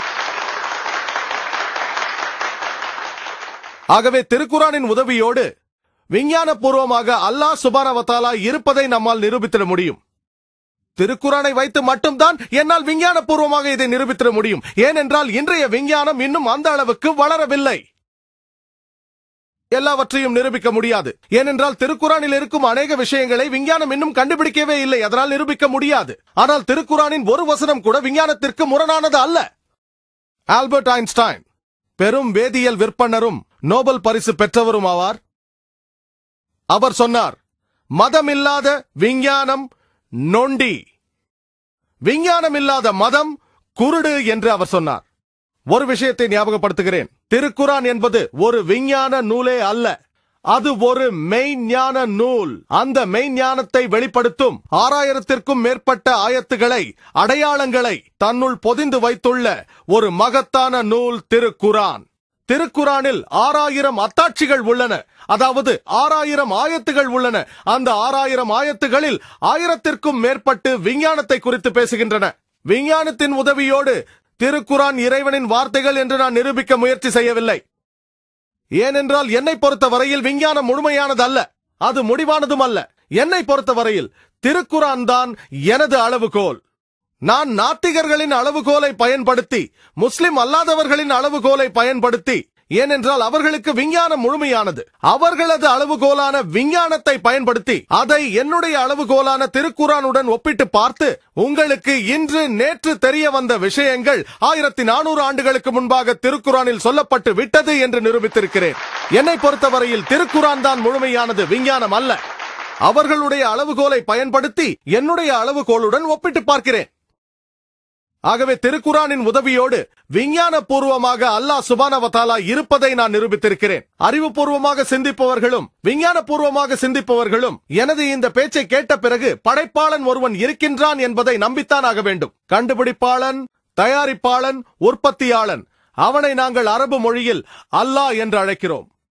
இந்த காரணத்தினால்தான் பிரசித்தி பெற்ற தத்துவ மேதை பிரான்சிஸ் பீக்கன் சொன்னார், அரைகுறை விஞ்ஞான அறிவு ஒருவனை நாத்திகன் ஆக்கும், ஆனால் விஞ்ஞானத்தில் ஆழ்ந்த புலமை உள்ள ஒருவன் இறை நம்பிக்கையாளனாகத்தான் இருப்பான் என்றார். அதனால்தான் இன்று கூட விஞ்ஞானிகள் கடவுளை மறுத்து பேசுவதில்லை, கடவுளின் பெயரால் கற்பனை அபத்தங்களை சாடுகிறார்கள். லா இலாஹா இல்லல்லாஹ். திருக்குரான் வசனத்தின் ஒரு மொழிபெயர்ப்பை கூறி எனது சொற்பொழிவை நான் முடித்துக் கொள்ள விரும்புகிறேன். சூரா ஃபுசிலத் அத்தியாயம் 41 வசனம் 53 அது சொல்கிறது, சனூரீம் ஆயாத்தினா ஃபில் ஆஃபாகி வஃபி அன்ஃபுஸிஹிம் ஹத்தா யதபய்யன அன்னஹுல் ஹக். நிச்சயமாக இந்த வேதம் உண்மைதான் என்று அவர்களுக்கு தெளிவாகும் பொருட்டு நம்முடைய அத்தாட்சிகளை பல பாகங்களிலும் காண்பிப்பதுடன் அவர்களுக்குள்ளாகவும் அதிசீக்கிரத்தில் நாம் காண்பிப்போம் என்கிறான். ஒவ்வொரு மனிதனுக்கும் சரியான ஆதாரங்களை காட்டுகின்ற பொறுப்பினை அவனே ஏற்றுக்கொள்கிறான். அவ்வுண்மையை அவர்கள் தெரிந்து கொள்ளும் வரை அதை செய்வேன் என்கிறான். என் மகன் கூறிய அதே வாசகத்தை கூறி என் பேச்சை முடித்துக் கொள்கிறேன். No God, no peace. No God, no peace. ஆங்கிலத்தில் நோ என்றால் இல்லை என்று பொருள். ஆகவே இறைவன் இல்லை எனில் கண்டிப்பாக அமைதியும் இராது. ஆங்கிலத்தில் KNOW நோ என்றால் தெரிந்து கொள்ளுங்கள் என்று பொருள். இறைவனை தெரிந்து கொண்டால் அமைதியை அறிந்து கொள்ளலாம். வாஹிரு தாவானா அல்ஹம்துலில்லாஹி ரப்பில் ஆலமீன்.